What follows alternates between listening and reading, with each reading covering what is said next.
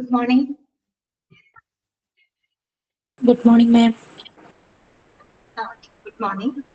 അപ്പൊ എല്ലാവരും നമുക്ക് ഇന്നത്തെ ക്ലാസ് സ്റ്റാർട്ട് ചെയ്യാം കേട്ടോ. എല്ലാവരും വായിച്ചു നോക്കിയോ? കഴിഞ്ഞ ദിവസം എടുത്ത കാര്യങ്ങളൊക്കെ വായിച്ചു നോക്കിയിരുന്നു എല്ലാവരും? ഓക്കെ, എല്ലാവർക്കും ഗുഡ് മോർണിംഗ് കേട്ടോ. എല്ലാവർക്കും ഗുഡ് മോർണിംഗ്. അപ്പോ ചെറിയൊരു ഹോംവർക്ക് പോലെ നിങ്ങൾക്ക് കഴിഞ്ഞ ദിവസം തന്നിട്ടുണ്ടായിരുന്നു ESI കാൽക്കുലേറ്റ് ചെയ്യാനായിട്ട്. ഓക്കെ, 15,000 രൂപയ്ക്ക് ESI കാൽക്കുലേറ്റ് ചെയ്യാനായിട്ട് പറഞ്ഞിട്ടുണ്ടായിരുന്നു. ചെയ്ത് നോക്കിയോ നിങ്ങളത്? ചെയ്ത് നോക്കിയോ? ഓക്കെ, എന്നാ ആൻസർ പറയൂ. ടോട്ടൽ കോൺട്രിബ്യൂഷൻ എത്ര കിട്ടിയെന്ന്? Okay, very good. 600. Radhika correct ആണ് കേട്ടോ. Sadhira, Susha, Jismini, Diana, Athira, Rosie correct ആണ് കേട്ടോ. 600 ആണ് നമുക്ക് ലഭിക്കുക. Aswathy, Ajesh, okay. Sreelakshmi, Satheesh Kumar, okay, correct ആണ് കേട്ടോ. എങ്ങനെ കാൽക്കുലേറ്റ് ചെയ്യേണ്ടതെന്ന് അറിയാലോ നിങ്ങൾക്ക്. 15,000 ഇൻറ്റു എംപ്ലോയറുടെ ആണെങ്കിൽ 3.25 ഡിവൈഡഡ് ബൈ 100 ചെയ്യാം. അപ്പൊ നമുക്ക് 487.5 കിട്ടും എംപ്ലോയറിന്റെ കേട്ടോ. എംപ്ലോയറുടെ ആണെങ്കിലോ 15,000 ഇൻറ്റു 0.75 ഡിവൈഡഡ് ബൈ 100 ചെയ്യാം. അപ്പൊ നമുക്ക് 112.5 കിട്ടും. ടോട്ടൽ കോൺട്രിബ്യൂഷൻ എത്രയാണ്? രണ്ടും കൂടെ കൂട്ടുമ്പോൾ 600 കിട്ടും കേട്ടോ. അപ്പൊ നിങ്ങൾ ക്വസ്റ്റ്യൻ വരുമ്പോൾ ശ്രദ്ധിക്കണം. ചിലപ്പോൾ ടോട്ടൽ കോൺട്രിബ്യൂഷൻ ആവില്ല, നിങ്ങളോട് ചോദിക്കാം എംപ്ലോയറുടെ മാത്രം കോൺട്രിബ്യൂഷൻ എത്രയാണ്. അപ്പൊ ചോദ്യം നോക്കണം. എംപ്ലോയറുടെ മാത്രം കോൺട്രിബ്യൂഷൻ ആണെങ്കിൽ എംപ്ലോയർ എത്രയാണ് കോൺട്രിബ്യൂട്ട് ചെയ്യുന്നത്? 3.25 ആണ്. അത് മാത്രം കണ്ടിട്ട് ആ തുക മാത്രം എഴുതിയാൽ മതി. ചിലപ്പോൾ ക്വസ്റ്റ്യൻ്റെ അകത്ത് എംപ്ലോയിയുടെ കോൺട്രിബ്യൂഷൻ ആയിരിക്കും ചോദിക്കുന്നുണ്ടാവുക. അപ്പൊ നിങ്ങള് 15,000 ഇൻറ്റു എത്രയാണ്, ഏതാണോ തുക തന്നിരിക്കുന്നത് അതേ ഇൻറ്റു എംപ്ലോയിയുടെ കോൺട്രിബ്യൂഷൻ എത്രയാണ്? 0.75% ആണ് അല്ലെ. അപ്പൊ 0.75 ബൈ 100 ചെയ്തിട്ടുള്ള തുക അതായിരിക്കും എന്റെ ആൻസർ. ടോട്ടൽ കോൺട്രിബ്യൂഷൻ എന്ന് കൊടുക്കുമ്പോൾ നമ്മൾ രണ്ടും കണ്ടുപിടിച്ചിട്ട് ആഡ് ചെയ്തിട്ട് വേണം ആൻസർ ചെയ്യാനായിട്ട് കേട്ടോ. അത് നിങ്ങൾ ക്വസ്റ്റ്യൻ ശ്രദ്ധിച്ചിട്ട് വേണം ആൻസർ ചെയ്യാനായിട്ട്. Okay, clear? അങ്ങനെയാണെങ്കിൽ നമുക്ക് ഇന്നത്തെ ക്ലാസ് തുടങ്ങാം കേട്ടോ. കഴിഞ്ഞ ക്ലാസ്സിൽ നമ്മൾ പഠിച്ച കാര്യങ്ങളൊക്കെ നിങ്ങൾ വായിച്ചു നോക്കിയിട്ടുണ്ടാവും വിചാരിക്കുന്നു കേട്ടോ. നമ്മൾ കഴിഞ്ഞ ക്ലാസ്സിൽ 1.5 മണിക്കൂറിന്റെ ക്ലാസ് ആയിരുന്നു. അപ്പൊ കുറച്ചധികം നമ്മൾ എടുത്തിരുന്നു. നമ്മൾ CGHSനെ കുറിച്ച് പഠിച്ചു അല്ലെ. സെൻട്രൽ ഗവൺമെന്റ് ഹെൽത്ത് സ്കീമിനെ പറ്റി പഠിച്ചു. അതിന്റെ പ്രധാനപ്പെട്ട ബെനിഫിഷ്യറീസ് ആരൊക്കെയാണ് അല്ലെ, ഗുണഭോക്താക്കൾ ആരൊക്കെയാണ്. ഇനി ആ ഗുണഭോക്താക്കൾക്ക് എന്തെല്ലാം ബെനിഫിറ്റുകളാണ് കിട്ടുന്നത്? ഓക്കെ, സാന്ദ്ര കറക്റ്റ് ആണ് കേട്ടോ. TPA വരെയാണ് നമ്മൾ പറഞ്ഞു നിർത്തിയത്. അപ്പൊ നമ്മൾ അത് കണ്ടു. ഇനി CGHS കാർഡിനെ കുറിച്ച് നമ്മൾ പഠിച്ചിരുന്നു. അതിൽ ഓരോ കളർ കോഡ് വളരെ ഇമ്പോർട്ടന്റ് ആണ് കേട്ടോ. സ്ട്രിപ്പ് ഉണ്ടല്ലോ, കളറിൽ ആ ഒരു സ്ട്രിപ്പ്, അത് ആരെയാണ് റിപ്രസെന്റ് ചെയ്യുന്നതിനുള്ളത് 4 കളേഴ്സ് കൊടുത്തിട്ടുണ്ട്. നല്ല ഇമ്പോർട്ടന്റ് ആണ് കേട്ടോ. അത് പഠിക്കുന്നത് ശ്രദ്ധിക്കണം. പിന്നെ RSBY അല്ലെ, രാഷ്ട്രീയ സ്വാസ്ഥ്യ ബീമാ യോജന, അതിനെ പറ്റി നമ്മൾ പഠിച്ചു. അതുപോലെ തന്നെ അതിൽ കിട്ടുന്ന ബെനിഫിറ്റുകൾ എന്തൊക്കെയാണ് അല്ലെ. പിന്നെ നമ്മൾ കുറച്ച് പ്രൈവറ്റ് ഹെൽത്ത് ഇൻഷുറൻസ് പ്ലാൻസിന് എക്സാമ്പിളുകൾ കണ്ടിരുന്നു അല്ലെ. പിന്നെ ലാസ്റ്റ് നമ്മൾ പറഞ്ഞത് തേർഡ് പാർട്ടി അഡ്മിനിസ്ട്രേറ്റേഴ്സ് ആണ്.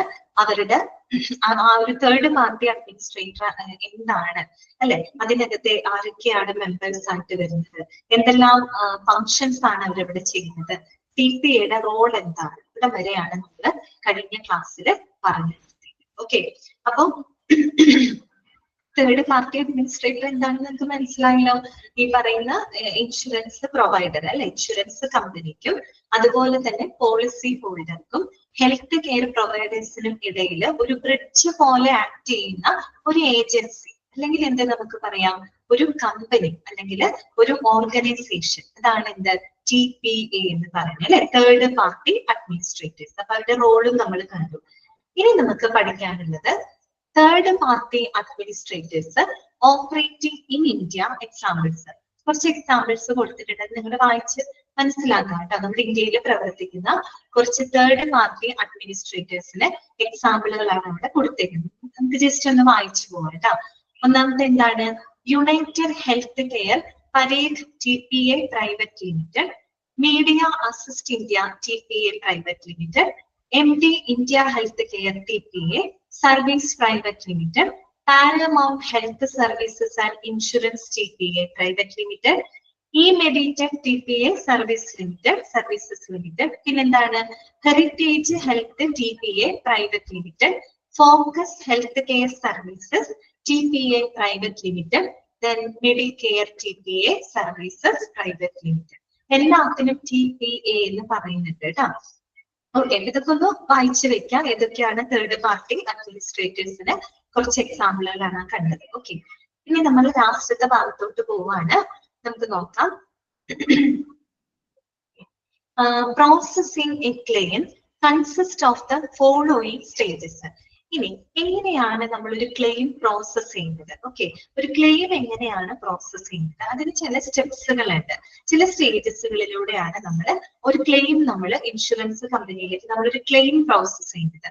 അപ്പൊ ഏതൊക്കെയാണ് ആ സ്റ്റേജസ് എന്നാണ് ഇനി നമ്മൾ പഠിക്കാനായിട്ട് പോകുന്നത്. ക്ലെയിം എന്താണെന്നുള്ളത് നമ്മൾ ഓൾറെഡി കണ്ടതാണ് അല്ലെ. ഈ ഒരു ചാപ്റ്റർ തുടങ്ങിയപ്പോ ക്ലെയിം എന്ന് പറഞ്ഞാൽ എന്താ ഉദ്ദേശിക്കുന്നത്? It is the requisition for the payment അല്ലെ, ഫോർ ദ ലോസ്. നമ്മളൊരു നഷ്ടപരിഹാരത്തിന് വേണ്ടിയിട്ട് നമ്മളൊരു പേയ്മെന്റ് അല്ലെ, നഷ്ടപരിഹാരത്തിനായുള്ള തുകയ്ക്ക് വേണ്ടിയിട്ട് നമ്മൾ റിക്വസ്റ്റ് ചെയ്യാണ്. ആ റിക്വസിഷനെയാണ് നമ്മൾ എന്ത് പറയുന്നത്? ക്ലെയിം എന്ന് പറയുന്നത്. അത് റിക്വസ്റ്റ് ആണ്. അപ്പൊ നമുക്ക് ക്ലെയിം എന്താണെന്ന് അറിയാം. ഇനി എങ്ങനെയാണ് നമ്മൾ ഒരു ക്ലെയിം അവിടെ എന്താ പറയാ പ്രോസസ് ചെയ്യുന്നത്? ഓക്കെ, അപ്പൊ അതിനെ പറ്റിയാണ് ഇനി നമ്മൾ പഠിക്കുന്നത്. സിമ്പിൾ ആണ്. ഒന്നാമത്തെ കാര്യം നമുക്ക് വായിക്കാം.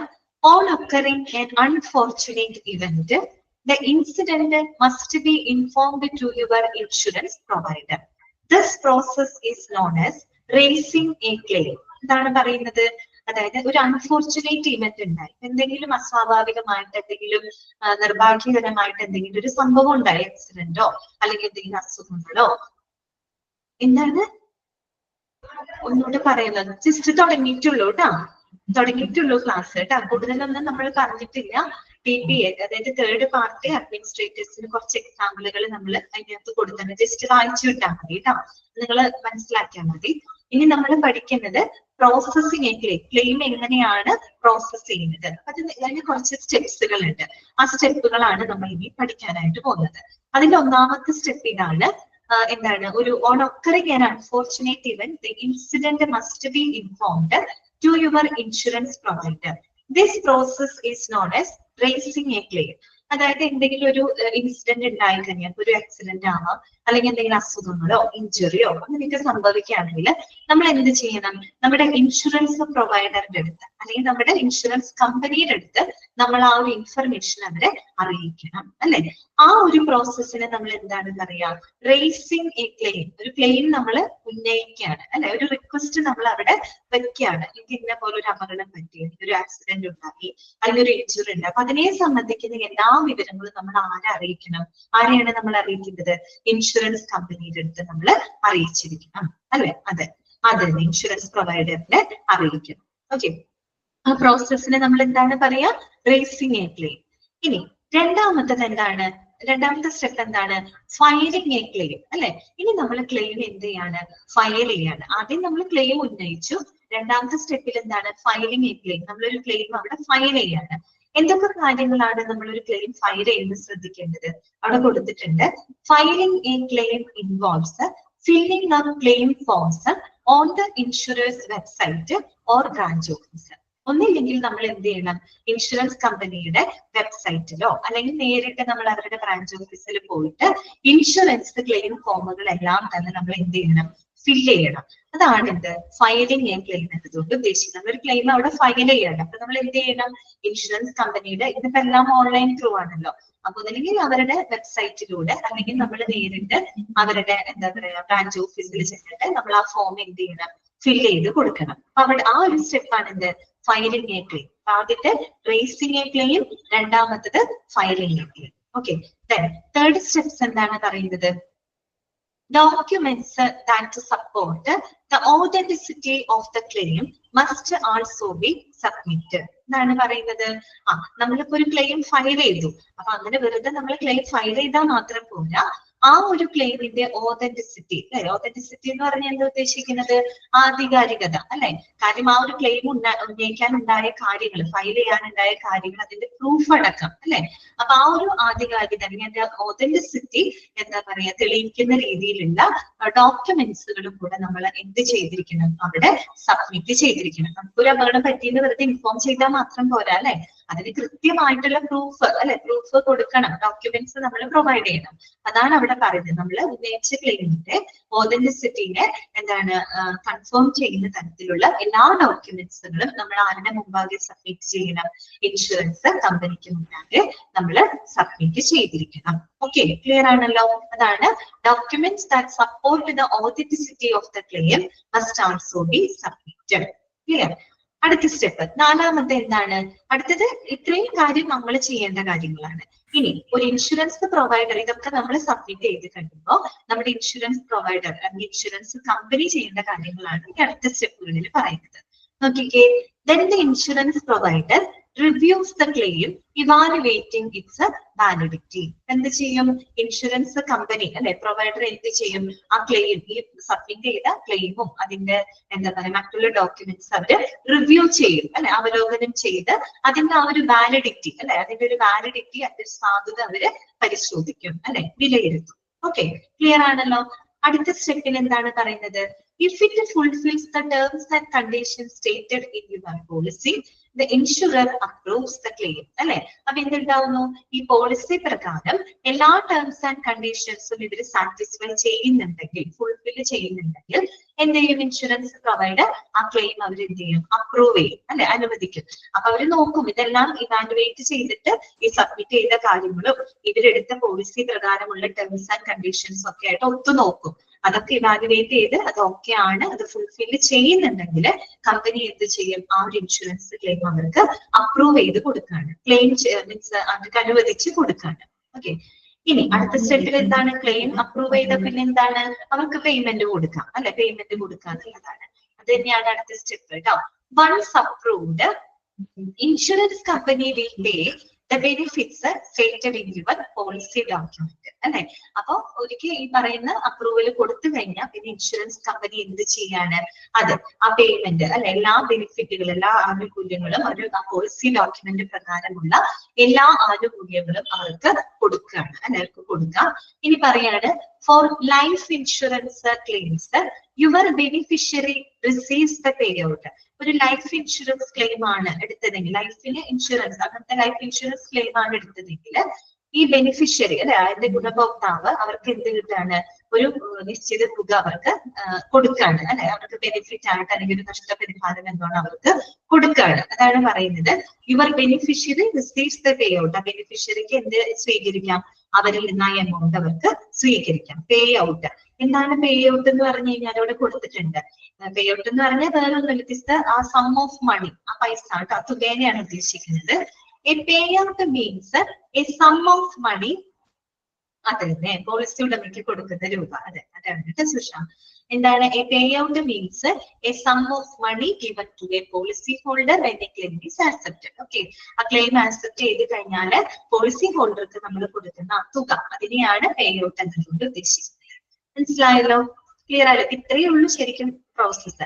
ആദ്യം നമ്മൾ ഒരു ക്ലെയിം റേസ് ചെയ്യുന്നു അല്ലെ, നമുക്കൊരു നഷ്ടം വന്നു കഴിഞ്ഞാൽ നമ്മളത് ഇൻഷുറൻസ് കമ്പനിയോട് അറിയിക്കുന്നു. അതാണ് റേസിംഗ് എ ക്ലെയിം. രണ്ടാമത്തേത് എന്താണ്? Filing A claim. അവിടെ നമ്മൾ എന്താ ചെയ്യുന്നത്?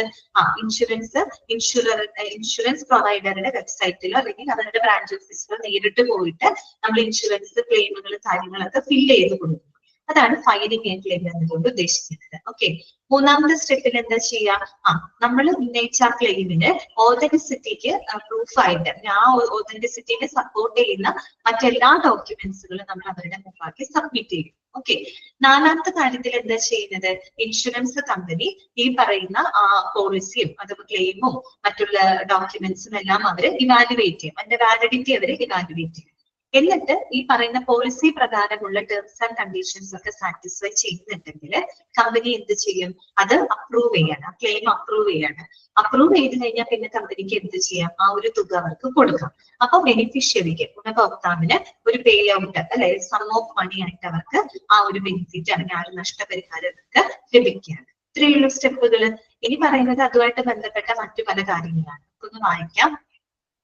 The insurer might be ready to provide an upfront lump sum amount, or it might stagger the payout as a regular payments depending on the terms of your policy. അതായത് എന്താണ് പറയുന്നത്?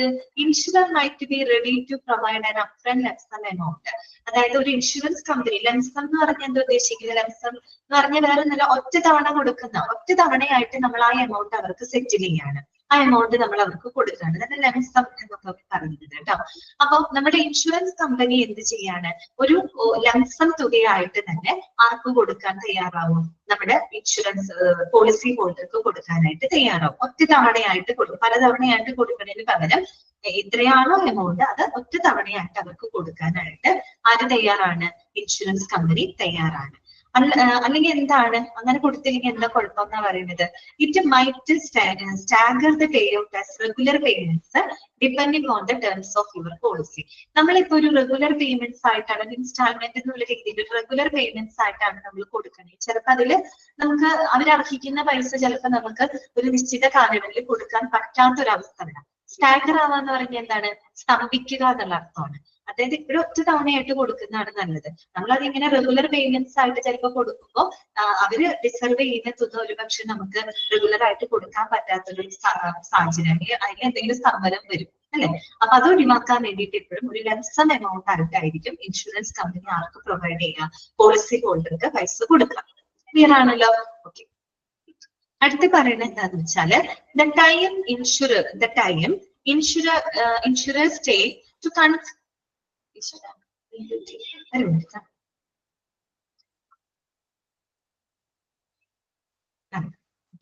the time insurers take to confirm and pay the insured sum differ on a case-to-case basis. അതായത് അവിടെ ഉദ്ദേശിക്കുന്ന വേറൊന്നുമല്ല, നമ്മളെ insurance company ഉണ്ടല്ലോ, അവര് ഈ കൊടുക്കുന്ന എമൗണ്ട് ഉണ്ടല്ലോ, പേ ചെയ്യാൻ എടുക്കുന്ന ഒരു ടൈം ഉണ്ട്. Okay, duration of time. ആ ടൈം എന്ന് പറയുന്നത് എന്താണ്? ഓരോ കേസിനനുസരിച്ചും ഓരോ കേസിന്റെ അടിസ്ഥാനത്തിലും വ്യത്യാസപ്പെട്ടിരിക്കും. നമ്മൾ ചിലപ്പോൾ ക്ലെയിം ചെയ്ത പെട്ടെന്ന് തന്നെ നമുക്ക് അപ്രൂവ് ചെയ്ത് കിട്ടണം എന്നൊന്നുമില്ലല്ലോ. ചിലർക്ക് ഒരുപാട് കാലതാമസം എടുത്തിട്ടായിരിക്കാം പൈസ കിട്ടുക. മറ്റു ചിലർക്ക് വളരെ സ്പീഡിൽ വളരെ വേഗത്തിൽ തന്നെ ആ ഒരു തുക ചിലപ്പോൾ ലഭിച്ചേക്കാം. ഇവിടെ പറയുന്നത് ഒരു ഇൻഷുറർ ആ ഒരു അവർക്ക് പോളിസി ഹോൾഡർക്ക് കൊടുക്കേണ്ട ആ ഒരു തുക എത്രയാണ്, അതുപോലെ തന്നെ എന്താ പറയാ, അത് കൺഫേം ചെയ്യാനായിട്ട് എടുക്കുന്ന സമയം. ഓക്കെ, ആ ഒരു ടൈം എന്ന് പറയുന്നത് ഓരോ കേസിന്റെ അടിസ്ഥാനത്തിലും വ്യത്യാസപ്പെട്ടിരിക്കുന്നു. എങ്ങനെയാണെന്ന് നോക്കാം. Claim settlement takes only A few days if documents are in order. ഇപ്പൊ എല്ലാ ഡോക്യുമെന്റ്സും ഇവർ സബ്മിറ്റ് ചെയ്യുന്ന എല്ലാ ഡോക്യുമെന്റ്സും പ്രോപ്പർ ആണ്, ഓക്കെ ആണ്, ഓർഡർ ആണെന്ന് വെച്ച് കഴിഞ്ഞാല് ക്ലെയിം സെറ്റിൽമെന്റിന് അധിക ദിവസം ഒന്നും എടുക്കില്ല. വളരെ പെട്ടെന്ന് തന്നെ ക്ലെയിം സെറ്റിൽ ചെയ്ത് അവർക്ക് ആ തുക കൈപ്പറ്റാനായിട്ട് സാധിക്കും. എല്ലാ ഡോക്യുമെന്റ്സും പ്രോപ്പർ ആണെങ്കിൽ, ഓർഡർ ആണെങ്കിൽ. ഓക്കെ, ഇനിയിപ്പോ അതേസമയം നമ്മൾ കൊടുക്കുന്ന ഡോക്യുമെന്റ്സ് അത്ര പ്രോപ്പർ അല്ല, അല്ലെങ്കിൽ അതിന്റെ ഓതന്റിസിറ്റിക്ക് ആയിട്ട് നമ്മൾ കൊടുക്കുന്ന ഡോക്യുമെന്റ്സ് ഒന്നും കറക്റ്റ് അല്ല എന്നുണ്ടെങ്കിൽ ചിലപ്പോൾ ആ ക്ലെയിം നമുക്ക് അപ്രൂവ് ചെയ്ത് കിട്ടാനായിട്ട് സമയമെടുക്കും. അതുകൊണ്ടാണ് അവർ പറയുന്നത് കൊടുക്കേണ്ട തുക, ആ ഒരു പേ കൺഫേം ചെയ്യാൻ എത്ര തുക കൊടുക്കണം എന്നുള്ളതൊക്കെ കൺഫേം ചെയ്യാൻ എടുക്കുന്ന ആ ഒരു സമയം ഉണ്ടല്ലോ, കമ്പനി പൈസ കൊടുക്കാൻ എടുക്കുന്ന ടൈം, അത് ഓരോ കേസിന്റെ അടിസ്ഥാനത്തിൽ വ്യത്യാസം ഉണ്ടായിരിക്കും.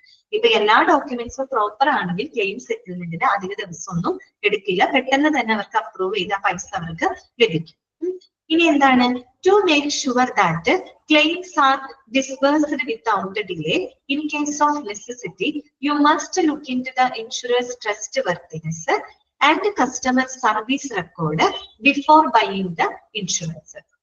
അത് ഒരു പോളിസി ഹോൾഡർ എന്നുള്ള രീതിയിൽ നമ്മളുടെയൊക്കെ റെസ്പോൺസിബിലിറ്റിയാണ് അവിടെ പറയുന്നത്. ഇത് നമുക്ക് ആവശ്യമുണ്ടെങ്കിൽ നമുക്ക് പ്രത്യേകിച്ച് അധികം ഡിലേ വരാതെ, കാലതാമസം ഇല്ലാതെ നമുക്ക് ആ ഒരു എന്താ പറയാ ക്ലെയിം അപ്രൂവ് ചെയ്ത് കിട്ടണമെങ്കിൽ, നമുക്ക് ആ ഒരു പൈസ ലഭിക്കണമെങ്കിൽ നമ്മൾ എപ്പോഴും എന്ത് ചെയ്തിരിക്കണം? അവരുടെ, അതായത് ഇൻഷുറൻസ് കമ്പനിയുടെ ഒരു ട്രസ്റ്റ് വർത്തിനെസ് അല്ലെ, അവരുടെ ഒരു റിലയബിലിറ്റി, വിശ്വാസ്യത, അത് നമ്മൾ മുൻകൂട്ടി തന്നെ പരിശോധിക്കണം. അത് മാത്രമല്ല അവരുടെ സർവീസ് റെക്കോർഡുകൾ നമ്മൾ പരിശോധിക്കണം. മനസ്സിലായോ പറഞ്ഞത്? അതായത് നമ്മൾ ഇപ്പോഴും ഒരു ഇൻഷുറൻസ് എടുക്കുന്നതിനേക്കാളും മുമ്പ് ആ ഒരു ഇൻഷുറൻസ് കമ്പനി നല്ലതാണോ എന്നുള്ളത് നമ്മൾ മുൻകൂട്ടി അന്വേഷിക്കണം. അതിനുശേഷം മാത്രമേ നമ്മൾ അവരിൽ നിന്ന് ഇൻഷുറൻസ് എടുക്കാനായിട്ട് പാടുള്ളൂ. എസ് എ പോളിസി ഹോൾഡർ എന്നുള്ള രീതിയിൽ അത് നമ്മുടെ റെസ്പോൺസിബിലിറ്റിയാണ് അല്ലെ. നമ്മൾ എപ്പോഴും നമുക്ക് ഒരുപാട് ഓപ്ഷൻസ് ഉണ്ടാവും. ഇൻഷുറൻസ് എന്ന് തന്നെ പറയുമ്പോൾ തന്നെ നമ്മൾ കുറെ എക്സാമ്പിൾ കണ്ടു. ഒരുപാട് ഇൻഷുറൻസ് കമ്പനികളും പല ടൈപ്പ് ഓഫ് ഇൻഷുറൻസ് പോളിസികളും ഉണ്ട്. അപ്പൊ നമ്മൾ എപ്പോഴും ഓടിപ്പോയൊരു ഇൻഷുറൻസ് എടുക്കുന്നതിനേക്കാളും മുമ്പ് നല്ല നിങ്ങളുടെ കമ്പനി നോക്കാം. ആ കമ്പനി നല്ല അത്യാവശ്യം റിലയബിൾ ആയിട്ടുള്ള കമ്പനിയാണോ, അല്ലെങ്കിൽ അവരുടെ സർവീസ് റെക്കോർഡ്, മുന്നുള്ള അവരുടെ സർവീസ് റെക്കോർഡൊക്കെ പരിശോധിക്കുമ്പോൾ നമുക്ക് അവരെ പറ്റിയൊരു നല്ലൊരു കാര്യങ്ങൾ നമുക്ക് മനസ്സിലാവും. ഏത് കമ്പനിയാണ് നല്ലത്, കുറച്ചും കൂടി നല്ലത് ഏത് ഇൻഷുറൻസ് കമ്പനിയാണെന്നൊക്കെ നമുക്ക് മനസ്സിലാക്കാൻ പറ്റും. അപ്പൊ അത് നോക്കിയിട്ട് വേണം നമ്മൾ എപ്പോഴും എന്ത് ചെയ്യാനായിട്ട്, ഒരു ഇൻഷുറൻസ് നമ്മൾ വാങ്ങാനായിട്ട്. ആ ഒരു കാര്യമാണ് അവിടെ പറയുന്നത്. നമുക്ക് ആവശ്യമുള്ളപ്പോ അധികം കാലതാമസം വരാതെ നമുക്ക് ആ ഒരു ക്ലെയിം അല്ലെങ്കിൽ നമുക്ക് ആ ഒരു പേയ്മെന്റ് ലഭിക്കണമെങ്കിൽ നമ്മൾ നല്ല ആ ഒരു ഇൻഷുറൻസ് കമ്പനിയുടെ ട്രസ്റ്റ് വർത്തിനെസ് അല്ലെ, അവരുടെ റിലയബിലിറ്റി, അവരുടെ വിശ്വാസ്യത, അതുപോലെ അവരുടെ സർവീസ് റെക്കോർഡുകളൊക്കെ ഇൻഷുറൻസ് വാങ്ങുന്നതിന് മുൻപായിട്ട് നമ്മൾ പരിശോധിച്ചിരിക്കണം. നമ്മൾ ഉറപ്പുവരുത്തിയതിനു ശേഷം നല്ലത് ഏതാണോ എന്നുള്ളത് നമ്മൾ സെലക്ട് ചെയ്തിട്ട് വേണം അവരുടെ ഇൻഷുറൻസ് നമ്മൾ വാങ്ങാനായിട്ട്. ഓക്കെ, അത് നമ്മുടെ റെസ്പോൺസിബിലിറ്റി ആണ് കേട്ടോ. ഇത് ജനറൽ ആയിട്ടുള്ള കാര്യമാണ്. ഇനി പറയുന്നത് നോക്കൂ, നെവർത്തലെസ് ഇപ്പോ എനിക്ക് മനസ്സിലായില്ല, മെസ്സേജ് എനിക്ക് ക്ലിയർ ആയില്ല. Okay, nevertheless if it is insurance, എന്തെങ്കിലും ഡൗട്ട് ഉണ്ടോ അക്ഷയില് ഇൻഷുറൻസിനെ പറ്റി? ഓക്കെ, എനിക്ക് മെസ്സേജ് നേരത്തെ വായിച്ചില്ല, കംപ്ലീറ്റ് വായിച്ചില്ല, എനിക്കത് ക്ലിയർ ആയില്ല കേട്ടോ. Okay, nevertheless, if it is necessary that you must reveal all details about your health and lifestyle habits to your insurer when you buy insurance. എന്നിട്ട് വായിക്കാം, nevertheless, if it is necessary that you must reveal all details about your health and lifestyle habits to your insurer when you buy insurance. നമ്മള് ഒരു insurance വാങ്ങുന്ന സമയത്ത് നമ്മൾ എന്ത് ചെയ്യും? നമ്മുടെ ഹെൽത്ത് ഹാബിറ്റ്, ഒരു ഹെൽത്ത് ഇൻഷുറൻസ് ആണ് നമ്മൾ എടുക്കണതെങ്കിൽ നമ്മൾ ആ ഇൻഷുറൻസ് വാങ്ങുന്ന സമയത്ത് നമ്മുടെ ഹെൽത്ത് ഹാബിറ്റുകള്, അതുപോലെ തന്നെ നിലവിലുള്ള നമ്മുടെ ഹെൽത്ത് സ്റ്റാറ്റസ്, അതിനെ പറ്റിയൊക്കെ അത്യാവശ്യം ഉണ്ടെങ്കിൽ നമുക്ക് ആ ഒരു എന്താ പറയുക ഇൻഷുറൻസ് പ്രൊവൈഡറിനോട് നമുക്ക് അത്തരം വിവരങ്ങൾ അവരെ അറിയിക്കാം അല്ലെ. നമുക്ക് എന്തെങ്കിലും മാരകമായിട്ട് അസുഖങ്ങളുള്ള ആളുകളാണെങ്കിൽ അവർക്ക് അവരുടെ ഹെൽത്ത് സ്റ്റാറ്റസിനെ പറ്റി അല്ലെങ്കിൽ അവരുടെ ലൈഫ് ഹാബിറ്റിനെ പറ്റിയുള്ള കാര്യങ്ങൾ ആ ഒരു കമ്പനിയുടെ അടുത്ത് നമുക്ക് ഇൻഫോം ചെയ്യാം. എങ്കിലും അങ്ങനെയാണെങ്കിലും എന്താണ് പറയുന്നത്, the insurer can reject the claims on your policy if you conceal or mistake any fact. പക്ഷെ നമ്മൾ എന്തെങ്കിലും കാര്യങ്ങൾ നമ്മൾ കൺസീൽ, എന്തെങ്കിലും കാര്യങ്ങൾ മറച്ചു വയ്ക്കുകയോ അല്ലെങ്കിൽ നമ്മൾ അവർക്ക് കൊടുക്കുന്ന ഇൻഫർമേഷനിൽ എന്തെങ്കിലും തെറ്റ് വരുത്തുകയോ ചെയ്യുകയാണെങ്കിൽ ആ ഒരു ഇൻഷുറൻസ് കമ്പനിക്ക് എന്ത് ചെയ്യാം, നമ്മുടെ ക്ലെയിം നിരസിക്കാനുള്ള അവകാശമുണ്ട് എന്നാണ് അവിടെ പറയുന്നത്. പറഞ്ഞു മനസ്സിലായോ? നമ്മളൊരു ഇൻഷുറൻസ് വാങ്ങുന്ന സമയത്ത് നമ്മുടെ ഹെൽത്ത് സ്റ്റാറ്റസിനെ പറ്റി, നമ്മുടെ ലൈഫ് ഹാബിറ്റിനെ പറ്റിയൊക്കെ നമ്മൾ അവരോട് ഇൻഫോം ചെയ്യും, നമ്മുടെ കാര്യങ്ങൾ പറയും. അത്യാവശ്യമായി നമുക്ക് അതൊക്കെ അവരോട് പറയാം. പക്ഷെ എങ്കിൽ കൂടിയും എന്താണ്, നമ്മൾ എന്തെങ്കിലും മറച്ചു വെച്ച് പറയാ അല്ലെങ്കിൽ നമ്മൾ കൊടുക്കുന്ന ഇൻഫർമേഷനിൽ എന്തെങ്കിലും തെറ്റ് വരുത്തുകയോ ചെയ്ത് കഴിഞ്ഞാൽ ആ ഒരു ഇൻഷുറൻസ് കമ്പനിക്ക് നമ്മുടെ ആ ഒരു ക്ലെയിം റിജക്ട് ചെയ്യാൻ അല്ലെങ്കിൽ അവർക്കത് നിരസിക്കാനുള്ള അവകാശം ഉണ്ട് എന്നാണ് പറയുന്നത്. ഓക്കെ, ക്ലിയർ ആണല്ലോ? അതന്നെ, മിസ്റ്റേക്ക് വരുത്തി കഴിഞ്ഞാൽ അവർക്ക് ആ ക്ലെയിം വേണമെങ്കിൽ റിജക്ട് ചെയ്യാം കേട്ടോ. അങ്ങനെയുണ്ട്. അപ്പൊ നമ്മൾ എന്ത് കാര്യം അത് ഓപ്പൺ ആയിട്ട് തന്നെ അവരോട് എല്ലാ ഇൻഫർമേഷനും നമ്മൾ അവരുടെ അടുത്ത് പറയണം. ഓക്കെ, ഇത്രയേ ഉള്ളൂ ക്ലെയിം പ്രോസസ്സ്. സിമ്പിൾ അല്ലേ? ഈ പറഞ്ഞ കാര്യങ്ങളൊക്കെ സിമ്പിൾ അല്ലേ, എളുപ്പമല്ലേ? ഇനി നോക്കൂ, ഈ പറഞ്ഞ കാര്യങ്ങളെ ഒരു പിക്ചോറിയൽ ആയിട്ടാണ് അവിടെ കൊടുത്തിരുന്നത്. നമുക്ക് ജസ്റ്റ് അതൊന്ന് വായിച്ചു നോക്കാം. ഇത് മനസ്സിലായില്ലേ? ഈ സ്റ്റെപ്പുകൾ മനസ്സിലായില്ലേ? ഒരു ക്ലെയിം എങ്ങനെയാണ് പ്രോസസ് ചെയ്യേണ്ടതെന്നുള്ള സ്റ്റെപ്പുകൾ നിങ്ങൾക്ക് ക്ലിയർ ആയെന്ന് വിചാരിക്കുന്നു. അപ്പൊ നോക്കുക, ഇനി നമുക്കൊരു പിക്ചോറിയൽ ആയിട്ട് അവിടെ കൊടുത്തിട്ടുണ്ട്. ഒരു എക്സാമ്പിൾ ഇട്ടിട്ടാണ് അവർ പറയുന്നത്, Bajaj alliance health insurance claim process കേട്ടോ. ബജാജ് അലയൻസ് നമ്മൾ പഠിച്ചിട്ടുണ്ട്, ഒരു ഹെൽത്ത് ഇൻഷുറൻസ് കമ്പനിയാണ് കേട്ടോ. അപ്പൊ അവരുടെ ഒരു പേര് വെച്ചിട്ട് അത് വെച്ചിട്ട് നമ്മളൊരു എക്സാമ്പിൾ പോലെ പറയാണ്, ബജാജ് അലയൻസിന്റെ ഹെൽത്ത് ഇൻഷുറൻസ് ക്ലെയിം പ്രോസസ് ഒന്ന് കൊടുത്തേക്കാണ് കേട്ടോ. അപ്പൊ നോക്കൂ, ആദ്യത്തെ എന്താണ്, customer approaches the network hospital for cashless treatment. Hospital network എന്ന് വായിക്കട്ടെ, നെറ്റ്വർക്ക് ഹോസ്പിറ്റൽ എന്ന് വായിക്കട്ട. കസ്റ്റമർ അപ്രോച്ചസ് ഹോസ്പിറ്റൽ, എന്താണ് ജസ്മിനി? ബ്ലേഡോ എന്താണ് blade? Customer approaches hospital network four cashless. Okay, Bajaj insurance company. നോക്കാം, കസ്റ്റമർ അപ്രോച്ചസ് നെറ്റ്വർക്ക് ഹോസ്പിറ്റൽ. അപ്പൊ നമുക്ക് എന്ത് പേരും വെക്കാം, ബജാജ് അലയൻസ് വെറുതെ ഒരു എക്സാമ്പിളിന് വേണ്ടി ആ ഇൻഷുറൻസ് കമ്പനിയുടെ പേര് വെച്ച് അവിടെ കൊടുത്തേക്കുന്നു മാത്രമേ ഉള്ളൂ. അപ്പൊ നോക്കാം, customer approaches the hospital network for the cashless treatment. അപ്പൊ അവിടെ കസ്റ്റമർ എന്ത് ചെയ്യാണ്, ഹോസ്പിറ്റലുമായിട്ട് അപ്രോച്ച് ചെയ്യാണ് അവർക്കൊരു ക്യാഷ്ലെസ് ട്രീറ്റ്മെന്റിന് വേണ്ടിയിട്ട്. അതായത് ക്യാഷ്ലെസ് ഇൻഷുറൻസ് ഒക്കെ നമ്മൾ പറഞ്ഞതാണ് അല്ലെ, പണരഹിത ഇൻഷുറൻസ് ആണ്. അവിടെ എന്ന് പറയുമ്പോൾ എന്താണ്, രോഗിക്ക് അയാളുടെ കയ്യിൽ നിന്ന് പൈസ എടുത്ത് കൊടുക്കേണ്ടി വരുന്നില്ല. പകരം എന്താണ്, ഇൻഷുറൻസ് പ്രൊവൈഡറും നമ്മുടെ ഹോസ്പിറ്റലുകാരും തമ്മിൽ ബില്ലുകളും മറ്റും പരിശോധിച്ച് കമ്പനി നേരിട്ട് ഹോസ്പിറ്റലുമായിട്ട് പേയ്മെന്റ് ഒക്കെ സെറ്റിൽ ചെയ്യാണ്. അങ്ങനെ അതിനാണ് ക്യാഷ്ലെസ് ഇൻഷുറൻസ് എന്ന് പറയുന്നത്. അപ്പൊ അവിടെ എന്താണ്, രോഗിക്ക് അവരുടെ കയ്യിൽ നിന്ന് പൈസ എടുത്ത് കൊടുക്കേണ്ട ഒരു സാഹചര്യം അവിടെ വരുന്നില്ല. ഓക്കെ, അപ്പൊ അവിടെ കൂടുതൽ ഇൻവോൾവ്മെന്റ് ആര് തമ്മിലായിരിക്കും, ഇൻഷുറൻസ് കമ്പനിയും നമ്മുടെ ഹെൽത്ത് കെയർ പ്രൊവൈഡർ ഹോസ്പിറ്റലും തമ്മിലായിരിക്കും അവിടെ കൂടുതൽ എന്ത് നടക്കുന്നുണ്ടാവാം, ഇന്ററാക്ഷൻസ് നടക്കുന്നുണ്ടാവാം. അപ്പൊ അത്തരത്തിലുള്ള ഒരു കാര്യമാണ് അവിടെ കൊടുത്തേക്കുന്നത് കേട്ടോ. അപ്പൊ കസ്റ്റമർ എന്ത് ചെയ്യാണ്, ഹോസ്പിറ്റൽ നെറ്റ്വർക്കുമായിട്ട് അപ്രോച്ച് ചെയ്യാണ് ഒരു ക്യാഷ്ലെസ് ട്രീറ്റ്മെന്റിന് വേണ്ടിയിട്ട്. ഓക്കെ, ഇത് നമുക്കൊരു ഹോസ്പിറ്റലിന്റെ ചിത്രം കൊടുത്തേക്കാണ്. അപ്പൊ ഹോസ്പിറ്റൽ എന്ത് ചെയ്യും, hospital verifies the customer details and send pre auth by fax.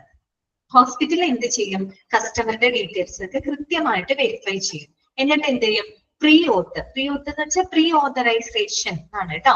Pre authorisation അല്ലെങ്കിൽ പ്രീ സർട്ടിഫിക്കേഷൻ എന്നൊക്കെ വേണമെങ്കിൽ പറയാം. എന്നിട്ട് പ്രീ ഓതറൈസേഷൻ സർട്ടിഫിക്കറ്റ് ഫാക്സ് വഴിയായിട്ട് അയക്കാണ്. ആർക്കാണ് അയക്കുന്നത്, പോളിസി ഹോൾഡർക്കാണോ അയക്കാം? അല്ല, ആർക്കായിരിക്കും അയക്കുന്നുണ്ടാവാം, ഇൻഷുറൻസ് കമ്പനി. നമ്മുടെ ഇൻഷുറൻസ് കമ്പനി ഇവിടെ ഏതാണ്, ബജാജ് അലയൻസ്. അപ്പൊ ബജാജ് അലയൻസിലോട്ട് അയക്കാണ്. മനസ്സിലായോ പറഞ്ഞത്? ഹോസ്പിറ്റൽ കസ്റ്റമറുടെ ഡീറ്റെയിൽസ് എല്ലാം വെരിഫൈ ചെയ്യുന്നു. എന്നിട്ട് ആ ഒരു പ്രീ ഓതറൈസേഷൻ കാര്യങ്ങൾ ഫാക്സ് വഴിയായിട്ട് ആർക്ക് അയക്കാണ്, ഇൻഷുറൻസ് കമ്പനി നമ്മുടെ ബജാജ് അലയൻസിലോട്ട് അയക്കാണ്. അപ്പൊ ബജാജ് അലയൻസ് എന്ത് ചെയ്യും, Bajaj Allianz verifies the pre auth details with policy benefits and sends the response to the hospital. Bajaj Allianz എന്ത് ചെയ്യും, ഈ ഒരു പ്രീ ഓതറൈസേഷൻ ഡോക്യുമെന്റ്സും കാര്യങ്ങളെല്ലാം കൃത്യമായിട്ട് പരിശോധിച്ചുകൊണ്ട് അതിനനുസരിച്ചൊരു റെസ്പോൺസ് ആർക്ക് കൊടുക്കാണ്, ഹോസ്പിറ്റലിന് കൊടുക്കാണ്. ഇനി ഈ റെസ്പോൺസ് എന്ന് പറഞ്ഞാൽ അത് 3 രീതിയിലുള്ള റെസ്പോൺസ് ആവാം. ഒന്നില്ലെങ്കിൽ അപ്രൂവ് ആയിക്കൊണ്ടുള്ള റെസ്പോൺസ് ആവാം, അല്ലെങ്കിൽ ഡിനൈ ചെയ്തുകൊണ്ട്, ഡിനൈലാവാം അല്ലെ, നിഷേധിച്ചുകൊണ്ട് അതിനെ റിജക്ട് ചെയ്തുകൊണ്ടുള്ള ഒരു റെസ്പോൺസ് ആവാം. അതും അല്ലെങ്കിൽ ക്വറി എന്ന് വെച്ചാൽ എന്താണ്, ഒരു അന്വേഷണം. ചിലപ്പോ എന്താണ്, ഒന്നുകൂടെ ഒരു പുനരന്വേഷണത്തിനായിരിക്കാം അവർ ആവശ്യപ്പെട്ടിട്ടുണ്ടായിരിക്കാം. ആ രീതിയിൽ ഒരു ക്വറി അല്ലെ, അത് ക്വറി എന്ന് വെച്ചാൽ അന്വേഷണം എന്നുള്ള അർത്ഥമാണ്, എൻക്വയറി എന്നൊക്കെ പറയുന്ന പോലെ. അപ്പൊ അങ്ങനെ 3 രീതിയിലായിരിക്കാം റെസ്പോൺസ് നമ്മൾ എക്സ്പെക്ട് ചെയ്യുന്നത്. ഒന്നില്ലെങ്കിൽ അപ്രൂവ് ആക്കിക്കൊണ്ട് റെസ്പോണ്ട് ചെയ്യാം, അല്ലെങ്കിൽ ചിലപ്പോൾ ഡിനയിലായിരിക്കാം, അല്ലെങ്കിൽ ക്വറി വീണ്ടും ഒരു അന്വേഷണത്തിനായിട്ടുള്ള ഒരു റെസ്പോൺസ് ആയിരിക്കും കൊടുക്കുന്നുണ്ടാവാം. ക്ലിയർ ആണല്ലോ ഇതുവരെ? ഇനി നോക്കാം, അപ്രൂവ്ഡ് ആണെങ്കിൽ, ക്ലെയിം അപ്രൂവ് ചെയ്തിട്ടുണ്ടെങ്കിൽ പിന്നെ അടുത്ത സ്റ്റെപ്പുകൾ എന്തായിരിക്കും, approval letter send by the Bajaj Allianz. Bajaj Allianz approval letter ആർക്ക് അയക്കാണ്, ഹോസ്പിറ്റലിലോട്ട് അയക്കാണ്. ഹോസ്പിറ്റലുകാർ എന്ത് ചെയ്യും, hospital admits the patient without any deposit and provides the cashless treatment. Okay, അപ്പൊ ഹോസ്പിറ്റൽ അപ്രൂവൽ, കമ്പനി അപ്രൂവ് ചെയ്ത് കഴിഞ്ഞാൽ ഹോസ്പിറ്റലുകാർ എന്ത് ചെയ്യും, പേഷ്യന്റിനെ അഡ്മിറ്റ് ചെയ്തിട്ട് അവർക്ക് ക്യാഷ്ലെസ് ട്രീറ്റ്മെന്റ് അവര് സ്റ്റാർട്ട് ചെയ്യും. ഓക്കെ, പിന്നെ പേഷ്യന്റിന് എന്താണ് ചെയ്യേണ്ടത്, pay non medical expenses and co payment before the discharge from the hospital. അപ്പൊ പേഷ്യന്റിനെ സംബന്ധിച്ച് അയാൾക്ക് പിന്നെ എന്ത് ചെലവുകൾ മാത്രമേ വരുള്ളൂ, നോൺ മെഡിക്കൽ എക്സ്പെൻസസുകൾ മാത്രമേ വരുള്ളൂ. അല്ലെങ്കിൽ മെഡിക്കൽ ചെലവുകളൊക്കെ കമ്പനി നോക്കിക്കോളും. അതേസമയം നോൺ മെഡിക്കൽ എക്സ്പെൻസസ് അല്ലെ, ലൈക്ക് എന്താ പറയാ, ഹോസ്പിറ്റലിൽ നിന്ന് ഡിസ്ചാർജ് ചെയ്യുന്നതിന് മുമ്പ് അവർ കഴിക്കുന്ന ഭക്ഷണമോ അല്ലെങ്കിൽ അവർക്ക് ആ ഹോസ്പിറ്റലിലേക്ക് വന്ന് പോകുന്നതിനുള്ള ട്രാൻസ്പോർട്ടേഷൻ കോസ്റ്റോ അങ്ങനെയുള്ള നോൺ മെഡിക്കൽ എക്സ്പെൻസ് മാത്രം ആര് പേ ചെയ്താൽ മതി, പേഷ്യന്റ് പേ ചെയ്താൽ മതി. അതും എന്താണ്, before the discharge from hospital discharge ചെയ്ത് പോകുമ്പോൾ ബാക്കി മെഡിക്കൽ എക്സ്പെൻസസ് ഒക്കെ എല്ലാം ആര് നോക്കിക്കോളും, കമ്പനി നോക്കിക്കോളും. അപ്രൂവ് ആയിട്ടുള്ള കേസാണ് ഈ പറയുന്നത്. ഇനി രണ്ടാമത്തെ സാഹചര്യം എന്താണ്, ഡിനൈലാണ്. ഒരു പക്ഷെ ആ ക്ലെയിമിന് എന്താണ് ഡിനൈ ചെയ്തിട്ടുണ്ടാവും. അപ്പൊ എന്താണ് സംഭവിക്കുക, denial letter send by the Bajaj Allianz. അപ്പൊ ഡിനൈൽ ലെറ്റർ ആയിരിക്കും ബജാജ് അലയൻസ് ആർക്ക് അയക്കുന്നുണ്ടാവാം, ഈ പറയുന്ന ഹോസ്പിറ്റലിന് അയക്കുന്നുണ്ടാവും. ഡിനൈ ചെയ്തു എന്ന് പറഞ്ഞ എന്തെങ്കിലും റീസൺ ആയിരിക്കാം. ഒരു പക്ഷെ അവർ സബ്മിറ്റ് ചെയ്ത ഡോക്യുമെന്റ്സ് ഒന്നും തന്നെ സപ്പോർട്ട് ചെയ്തിട്ടുണ്ടാവില്ല. അപ്പൊ അതിലത്ര വെരിഫൈ ചെയ്തപ്പോ അത്ര മിസ്മാച്ച് അങ്ങനെ എന്തെങ്കിലും തോന്നിയിട്ടായിരിക്കാം ഒരു പക്ഷെ അവർ ഡിനൈ ചെയ്യുന്നുണ്ടാവാം. എങ്ങനെയാണെങ്കിലും ആ ഡിനൈ ലെറ്റർ അവര് ഹോസ്പിറ്റലിന് അറിയിക്കും. അപ്പൊ ഹോസ്പിറ്റൽ എന്ത് ചെയ്യും, hospital admits the patient as cash payment and patient has to pay the bill. സ്വാഭാവികമായിട്ട് പേഷ്യന്റിന് എന്താണ് പേ ചെയ്യേണ്ടതായിട്ട് വരും അല്ലെ. ക്യാഷ്ലെസ് ട്രീറ്റ്മെന്റ് അല്ല അവിടെ കൊടുക്കുക, പേഷ്യന്റ് ആ ക്യാഷ് എന്താ പേയ്മെന്റ് ചെയ്യണമെന്ന വ്യവസ്ഥയിൽ അവർ അഡ്മിറ്റ് ചെയ്ത് അവർക്കുള്ള ട്രീറ്റ്മെന്റ് അവിടെ പ്രൊവൈഡ് ചെയ്യും. അപ്പോ പിന്നെ നമുക്ക് പേഷ്യന്റിന് എന്തായിരിക്കും പിന്നെ ചെയ്യാനുള്ള ഒരു ഓപ്ഷൻ എന്താണ്? ക്ലെയിം ഫോർ റീഇംബേഴ്സ്മെന്റ് അല്ലെ? ക്ലെയിം ഫോർ റീഇംബേഴ്സ്മെന്റ്, അതായത് ട്രീറ്റ്മെന്റിന്റെ സമയത്ത് അയാളുടെ കയ്യിൽ നിന്ന് പൈസ എടുത്ത് കൊടുക്കുക. എന്നിട്ട് ഇതെല്ലാം കഴിഞ്ഞ് ട്രീറ്റ്മെന്റ് ഒക്കെ കഴിഞ്ഞിട്ട് റീഇംബേഴ്സ്മെന്റിന് വേണ്ടിയിട്ട് ക്ലെയിം ചെയ്യാം. റീഇംബേഴ്സ് ചെയ്യാന്ന് വെച്ചാൽ നമുക്ക് ആ തുക തിരിച്ചു കിട്ടും. അതെങ്ങനെ? നമ്മൾ ഈ ട്രീറ്റ്മെന്റിന്റെ എടുത്ത ബില്ലുകളും കാര്യങ്ങളും എല്ലാം നമ്മൾ കറക്റ്റ് ആയിട്ട് സൂക്ഷിച്ചു വെക്കുക. എന്നിട്ട് ഈ ഡോക്യുമെന്റ്സുകളെല്ലാം തന്നെ കൊടുത്ത് കൃത്യമായിട്ട് നമ്മൾ എന്ത് ചെയ്യാം? ഇത്രയും തുക എനിക്ക് ചെലവായി ഇത് റീഇംബേഴ്സ് ചെയ്ത് കിട്ടണം എന്നുള്ള ആ ഒരു ക്ലെയിം നമുക്ക് കൊടുക്കാം. അതാണ് ക്ലെയിം ഫോർ റീഇംബേഴ്സ്മെന്റ്. ക്ലിയർ ആണല്ലോ പറഞ്ഞത്? മൂന്നാമതൊരു റെസ്പോൺസ് എന്താവാം? ക്വറി ആവാം അല്ലെ? ഒരു അന്വേഷണമാവാം ഉദ്ദേശിക്കുന്നത്. അപ്പൊ എന്ത് ചെയ്യും? Query letter send by the Bajaj Allianz. Bajaj Allianz ഒരു എന്താ പറയാ ഒരു അന്വേഷണ ലെറ്റർ ആയിരിക്കും അയക്കുന്നുണ്ടായിരിക്കും ഹോസ്പിറ്റലിലോട്ട്. അപ്പൊ ഹോസ്പിറ്റലിൽ ആരെന്താ ചെയ്യാം? Hospital faxes the reply for the queries. അതന്നെ എൻക്വയറി ആണ് കേട്ടോ സാധ്യത, അത് തന്നെ കറക്റ്റ് ആണ്. Hospital faxes the reply for queries asked by the doctors. അപ്പൊ ഡോക്ടേഴ്സിനോട് ചോദിക്കുന്ന എല്ലാ കാര്യങ്ങൾക്കും കൃത്യമായിട്ട് അവരുടെ അന്വേഷണങ്ങൾക്ക് കൃത്യമായിട്ടുള്ള റിപ്ലൈ ആര് കൊടുക്കാണ്? ഹോസ്പിറ്റലുകാർ കൊടുക്കാണ്. അപ്പൊ ഈ കണക്ഷൻ എങ്ങോട്ടാ പോയേക്കുന്നത്? ഇങ്ങോട്ട് തിരിച്ച് ബജാജ് അലയൻസിലോട്ട് ഇവരെന്ത് ചെയ്യാണ്? അവരുടെ ആ ഒരു റിപ്ലൈ അവര് അയക്കും. ഓക്കെ, ഇത്രയേ ഉള്ളൂ. ഇതൊരു പിക്ചോറിയൽ ആയിട്ട് കൊടുത്തു എന്ന് മാത്രമേ ഉള്ളൂ. മനസ്സിലായില്ലേ? ഇതിന് കൂടുതലൊന്നും അറിയാനില്ല. ഇത്രയേ ഉള്ളൂ കേട്ടോ. ക്ലിയർ അല്ലേ ഇത്? ഓക്കെ ആണല്ലോ? അടുത്ത ഭാഗത്തേക്ക് പോവാലെന്നാ. ഓക്കെ, എല്ലാവർക്കും മനസ്സിലായെന്ന് വിചാരിക്കുന്നു കേട്ടോ. എന്തെങ്കിലും ഡൗട്ട് ഉണ്ടെങ്കിൽ ചോദിച്ചോളൂ. അങ്ങനെയാണെങ്കിൽ അടുത്ത ഭാഗത്തോട്ട് പോവാം. Hospital insurance executive or manager. എന്താണ് ഉദ്ദേശിക്കുന്നത്? റെസ്പോൺസിബിലിറ്റീസ് കേട്ടോ. നമ്മൾ എന്ത് പാഠം പഠിക്കുമ്പോൾ ഒരു റെസ്പോൺസിബിലിറ്റി നമുക്ക് പഠിക്കാനുണ്ടാവുമല്ലോ. അപ്പൊ ഇതിനകത്തുണ്ട് responsibilities of hospital insurance executive മാനേജറുടെ റെസ്പോൺസിബിലിറ്റി ആണ് കേട്ടോ. അത് നമ്മൾ അതിന്റെ ഉത്തരവാദിത്തങ്ങളാണ് പഠിക്കാനായിട്ട് പോകുന്നത്. ഓക്കെ, അപ്പൊ ഓരോ പോയിന്റും ക്ലിയർ ചെയ്ത് പോവുക കേട്ടോ. ഫസ്റ്റ് പോയിന്റ് ഇതാണ്: responsible for supervising the insurance operations and designing, implementing and training hospital staff on insurance protocols. എന്താണ് പറയുന്നത്? അതായത് ഹോസ്പിറ്റലിലെ ഇൻഷുറൻസ് പ്രവർത്തനങ്ങൾ അല്ലെ, ഇൻഷുറൻസ് ഓപ്പറേഷൻസും പിന്നെ അതിന്റെ ഡിസൈനിങ് അല്ലെ, ഓരോ ഇൻഷുറൻസ് പ്രവർത്തനങ്ങളുടെ ഡിസൈനിങ് ഇവിടെ ഉദ്ദേശിക്കുന്നതിന്റെ രൂപകൽപ്പന അല്ലെങ്കിൽ അത് കൃത്യമായിട്ട് ഓർഗനൈസ് ചെയ്യുക എന്നുള്ള അർത്ഥമാണ് കേട്ടോ. ഓർഗനൈസ് ചെയ്ത് ഇംപ്ലിമെന്റ് ചെയ്യുക അല്ലെ, നടപ്പിലാക്കുക. രൂപകൽപ്പന ഇവിടെ ഉദ്ദേശിക്കുന്നത് ഇൻഷുറൻസ് പ്രവർത്തനങ്ങളൊക്കെ കൃത്യമായിട്ട് ഓർഗനൈസ് ചെയ്യുക എന്നുള്ള അർത്ഥമാണ് കേട്ടോ. ഓർഗനൈസ് ചെയ്ത് അത് നടപ്പിലാക്കുക. പിന്നെന്താണ്? Training the hospital staff on insurance protocols.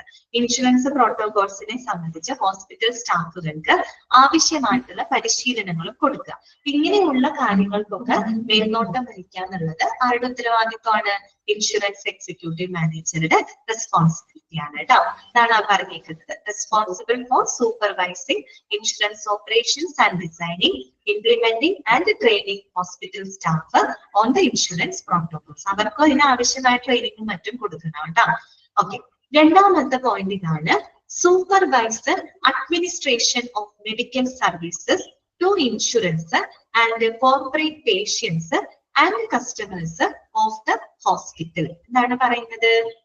നമ്മുടെ ഹോസ്പിറ്റലിലെ കോർപ്പറേറ്റ് രോഗികൾക്കും അതുപോലെ മറ്റ് കസ്റ്റമേഴ്സ് അല്ലെ, ഉപഭോക്താക്കൾക്കും എന്താണ് അവരുടെ മെഡിക്കൽ സേവനങ്ങളുമായിട്ട് ബന്ധപ്പെട്ട ഇൻഷുറൻസ് പ്രവർത്തനങ്ങളിലൊക്കെ സൂപ്പർവൈസ് ചെയ്യുക. അതാണ് പറഞ്ഞത്. ഹോസ്പിറ്റലിലെ കോർപ്പറേറ്റ് രോഗികൾക്കും അതുപോലെ തന്നെ ഉപഭോക്താക്കൾക്കും അല്ലെ മറ്റ് കസ്റ്റമേഴ്സിനും അവർക്ക് കൊടുക്കുന്ന മെഡിക്കൽ സേവനങ്ങളുമായിട്ട് ബന്ധപ്പെട്ട ഇൻഷുറൻസ് പ്രവർത്തനങ്ങളിലൊക്കെ മേൽനോട്ടം വഹിക്കാം. അപ്പൊ നിങ്ങൾക്ക് ഒരു സംശയം, എന്താണ് ഈ കോർപ്പറേറ്റ് രോഗികൾ? എന്താണ് കോർപ്പറേറ്റ് പേഷ്യന്റ് എന്ന് പറഞ്ഞാൽ അവിടെ ഉദ്ദേശിക്കുന്നത്? അതായത് ചില പേഷ്യൻസിന് അവരെ സംബന്ധിച്ച് അവർക്ക് ആ ഒരു എന്താ പറയാ മെഡിക്കൽ ട്രീറ്റ്മെന്റ് അല്ലെങ്കിൽ ഹെൽത്ത് കെയർ സർവീസ് ഒക്കെ ലഭിക്കുന്നത്, അവർ റിസീവ് ചെയ്യുന്നത് it's A part of their employment benefit കേട്ടോ. എന്നുവെച്ചാൽ അവരുടെ ജോലിയുടെ ഭാഗമായിട്ട്, അവര് വർക്ക് ചെയ്യുന്ന കമ്പനിയുടെ ഭാഗമായിട്ട് അവരുടെ എംപ്ലോയ്മെന്റ് ബെനിഫിറ്റ് ആയിട്ട് കേട്ടോ, ജോലിയുടെ ആനുകൂല്യം എന്നുള്ള രീതിയിൽ ഇൻഷുറൻസ് പരിരക്ഷ ലഭിക്കുക. അങ്ങനെയുള്ള അങ്ങനത്തെ ഇൻഷുറൻസ് പരിരക്ഷ ലഭിക്കുന്ന പേഷ്യൻസ് ഉണ്ടായിരിക്കും. അല്ലെങ്കിൽ ചില കമ്പനി, അപ്പൊ അവര് വർക്ക് ചെയ്യുന്ന കമ്പനിയൊക്കെ ആണെങ്കിൽ ആ കമ്പനി തന്നെ ചിലപ്പോൾ അവർക്കുള്ള ഹെൽത്ത്, അവരുടെ എംപ്ലോയീസിനുള്ള ഹെൽത്ത് കെയർ സർവീസിന് ആ കമ്പനി സ്പോൺസർ ചെയ്യും. ഓക്കെ, ആ രീതിയിൽ എന്താ പറയാ ഇൻഷുറൻസ് പരിരക്ഷ അല്ലെങ്കിൽ മെഡിക്കൽ ട്രീറ്റ്മെന്റ് ഒക്കെ ലഭിക്കുന്ന പേഷ്യൻസ് ഉണ്ടല്ലോ, അവരെയാണ് നമ്മൾ കോർപ്പറേറ്റ് കമ്പനികളൊക്കെയാണ് ഉദ്ദേശിക്കുന്നത്. നമ്മുടെ ഒരുവിധം എല്ലാ മൾട്ടിനാഷണൽ കമ്പനീസ്, കോർപ്പറേറ്റ് കമ്പനികളിൽ എന്നൊക്കെ പറയുമ്പോൾ അവരുടെ മെഡിക്കൽ ട്രീറ്റ്മെന്റും മറ്റും കമ്പനി നോക്കിക്കോളും, കമ്പനി സ്പോൺസർ ചെയ്യും. നമ്മൾ ഈ കോവിഡ് ഒക്കെ വന്ന സമയത്ത് ഈ വാക്സിനേഷൻ ഒക്കെ കൊടുക്കുന്ന സമയത്ത് ഈ MNC മൾട്ടിനാഷണൽ കമ്പനികളിലൊക്കെ വർക്ക് ചെയ്യുന്ന ആളുകൾക്ക്, അവർക്കും അവരുടെ കുടുംബാംഗങ്ങൾക്കൊക്കെ ഫ്രീ ആയിട്ട് വാക്സിൻ എടുക്കാനുള്ള സംവിധാനങ്ങളൊക്കെ കമ്പനി തന്നെ അവർക്ക് സ്പോൺസർ ചെയ്യുന്നതാണ് കേട്ടോ. അതവരുടെ എംപ്ലോയ്മെന്റ് ബെനിഫിറ്റ് ആണ്. ആ രീതിയിൽ ബെനിഫിറ്റ് കിട്ടുന്ന രോഗികളെയാണ് നമ്മൾ കോർപ്പറേറ്റ് പേഷ്യൻസ് എന്ന് പറയുന്നത് കേട്ടോ. അവർക്ക് കൊടുക്കുന്ന മെഡിക്കൽ സേവനങ്ങളുമായിട്ട് ബന്ധപ്പെട്ട് ഇൻഷുറൻസ് കാര്യങ്ങളിലൊക്കെ സൂപ്പർവൈസ് ചെയ്യാന്നുള്ളത് ഇൻഷുറൻസ് എക്സിക്യൂട്ടീവ് മാനേജറുടെ റെസ്പോൺസിബിലിറ്റിയാണ്. ക്ലിയർ ആയല്ലോ പറഞ്ഞത്? Supervise administration of medical services to insurance and corporate patients and customers of the hospital. Okay, third point ഇതാണ്, processing of patient insurance claims കേട്ടോ. അതായത് എന്താണ് processing of patient insurance claim? അതന്നെ, പേഷ്യന്റിന്റെ insurance ക്ലെയിമുകളൊക്കെ കൃത്യമായിട്ട് പ്രോസസ് ചെയ്ത് തന്നെ നമ്മൾ പ്രോസസ്സിംഗ് പഠിച്ചു വന്നുള്ളൂ അല്ലെ. അതിന്റെ പ്രോസസ്സിംഗ് കാര്യങ്ങളൊക്കെ കൃത്യമായിട്ട് ചെയ്യാം. ഓക്കെ, പിന്നെന്താണ് ഇഫക്റ്റീവ് കൊളാബറേഷൻ വിത്ത് ഇൻഷുറൻസ് കമ്പനീസ്. കൊളാബറേറ്റ് ചെയ്യാന്ന് പറഞ്ഞാൽ എന്താണ്? സഹകരിക്കുക അല്ലെ. അതായത് മറ്റുള്ള ഇൻഷുറൻസ് കമ്പനികളും ഒക്കെ ആയിട്ട് ഇഫക്റ്റീവ് ആയിട്ട് നല്ല രീതിയിൽ അവരായിട്ട് കോപ്പറേറ്റ് ചെയ്ത് കൊളാബറേറ്റ് ചെയ്ത് പ്രവർത്തിക്കുക എന്നുള്ളതും ഇൻഷുറൻസ് എക്സിക്യൂട്ടീവ് മാനേജറുടെ റെസ്പോൺസിബിലിറ്റിയാണ്. ഇപ്പൊ ഒരു ഹോസ്പിറ്റലിൽ ഒരുപാട് പേഷ്യൻസ് ഉണ്ടായിരിക്കും, പലരും എടുത്തേക്കുന്ന പല പല ഇൻഷുറൻസ് കമ്പനികളുടെയൊക്കെ പോളിസികളായിരിക്കും. അപ്പോൾ ഇയാളെ സംബന്ധിച്ച് ഇയാൾക്ക് പല ഹെൽത്ത് ഇൻഷുറൻസ് കമ്പനികളുമായിട്ട് എന്ത് ചെയ്യേണ്ടി വരും? കൊളാബറേറ്റ് ചെയ്ത് പ്രവർത്തിക്കേണ്ടി വരും അല്ലെ, ശരിയല്ലേ? പലരും പല ടൈപ്പ് പല കമ്പനികളിൽ നിന്നുള്ള ഇൻഷുറൻസ് ഒക്കെ ആയിരിക്കും പലവരും എടുത്തിട്ടുണ്ടായിരിക്കാം. അതുകൊണ്ട് തന്നെ പല ഇൻഷുറൻസ് കമ്പനികളുമായിട്ടും സഹകരിച്ചുകൊണ്ട് പ്രവർത്തിക്കണം കേട്ടോ. അത് അയാളുടെ ഡ്യൂട്ടിയാണ്. പിന്നെന്താണ്? To maximise the patient satisfaction അല്ലെ. രോഗിയുടെ സംതൃപ്തി എന്താണ്? മാക്സിമൈസ് ചെയ്യുക എന്ന് പറയുമ്പോൾ രോഗിയുടെ സംതൃപ്തി മാക്സിമൈസ് ചെയ്യുക എന്ന് പറഞ്ഞാൽ എന്താണ്?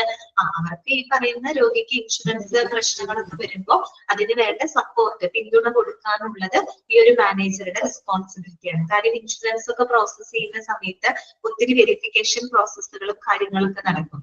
അപ്പൊ അതിലൊക്കെ എന്താണ്? പേഷ്യന്റിന് ആവശ്യമായിട്ടുള്ള പിന്തുണ കൊടുക്കുക, സപ്പോർട്ട് കൊടുക്കുക. അപ്പൊ ആ രീതിയിൽ അവരുടെ സാറ്റിസ്ഫാക്ഷൻ, അവരുടെ സംതൃപ്തിനെ വർദ്ധിപ്പിക്കുക എന്നുള്ളതും എന്താണ്? ഇൻഷുറൻസ് എക്സിക്യൂട്ടീവ് മാനേജറുടെ മിനിമൈസ് ചെയ്യല്ലാട്ടോ, മാക്സിമൈസ് ചെയ്യാട്ടോ. മിനിമൈസ് അല്ല, മാക്സിമൈസ്. മിനിമൈസ് ചെയ്യാന്ന് വെച്ചാൽ കുറയ്ക്കാന്നുള്ള അർത്ഥമാണ് കേട്ടോ. മാക്സിമൈസ് ചെയ്യാം കേട്ടോ, പേഷ്യന്റിന്റെ സംതൃപ്തിനെ വർദ്ധിപ്പിക്കുക, മാക്സിമൈസ് ചെയ്യാം കേട്ടോ. അടുത്ത പോയിന്റ് ഇതാണ്, to enhance the image of the hospital കേട്ടോ. ഹോസ്പിറ്റലിന്റെ എന്താ പറയാ ഇമേജ് അല്ലെ, അതിന്റെ പ്രതിച്ഛായ വർദ്ധിപ്പിക്കുക. അതെങ്ങനെയാ പ്രതിച്ഛായ വർദ്ധിപ്പിക്കുന്നത്? നല്ല ഒരുവിധം അത്യാവശ്യം നല്ല രീതിയിൽ ഇൻഷുറൻസ് കാര്യങ്ങളൊക്കെ ചെയ്തു പോകുന്ന ഹോസ്പിറ്റലാണെങ്കിൽ വലിയ കാലതാമസമൊന്നും ഇല്ലാതെ തന്നെ രോഗികൾക്ക് എന്ത് ചെയ്യാൻ പറ്റും? പെട്ടെന്ന് തന്നെ അവർക്ക് അവരുടെ ക്ലെയിം ഒക്കെ അപ്രൂവ് ചെയ്ത് കിട്ടും അല്ലെ. ആ രീതിയിൽ നമ്മൾ അങ്ങനെയുള്ള ആ രീതിയിൽ ഹോസ്പിറ്റലിന്റെ പ്രതിച്ഛായ വർദ്ധിപ്പിക്കുക. വലിയ ഡിലേ ഒന്നും വരാത്ത രീതിയിൽ ഹോസ്പിറ്റലിന്റെ പ്രതിച്ഛായ വർദ്ധിപ്പിക്കുക. വലിയ ഡിലേ എന്ന് വെച്ച് കഴിഞ്ഞാല് അവിടെ അഡ്മിറ്റ് ആവുന്ന പേഷ്യൻസിന് ഇൻഷുറൻസ് പ്രശ്നങ്ങളൊക്കെ വരികയാണെങ്കിൽ പെട്ടെന്ന് തന്നെ എന്ത് ചെയ്യാം? അതിലൊന്ന് സോൾവ് ചെയ്ത് അവർക്കത് എത്രയും പെട്ടെന്ന് അവർക്ക് ലഭിക്കാനുള്ള കാര്യങ്ങൾ ഹോസ്പിറ്റലിന്റെ ഭാഗത്ത് നിന്ന് ചെയ്തു കൊടുക്കണം. ഓക്കെ, ആ രീതിയിലാണ് ഹോസ്പിറ്റലിന്റെ പ്രതിച്ഛായ വർദ്ധിപ്പിക്കാൻ ഉദ്ദേശിക്കുന്നത് to enhance the image of the hospital. Okay, അടുത്ത പോയിന്റ് എന്താണ്?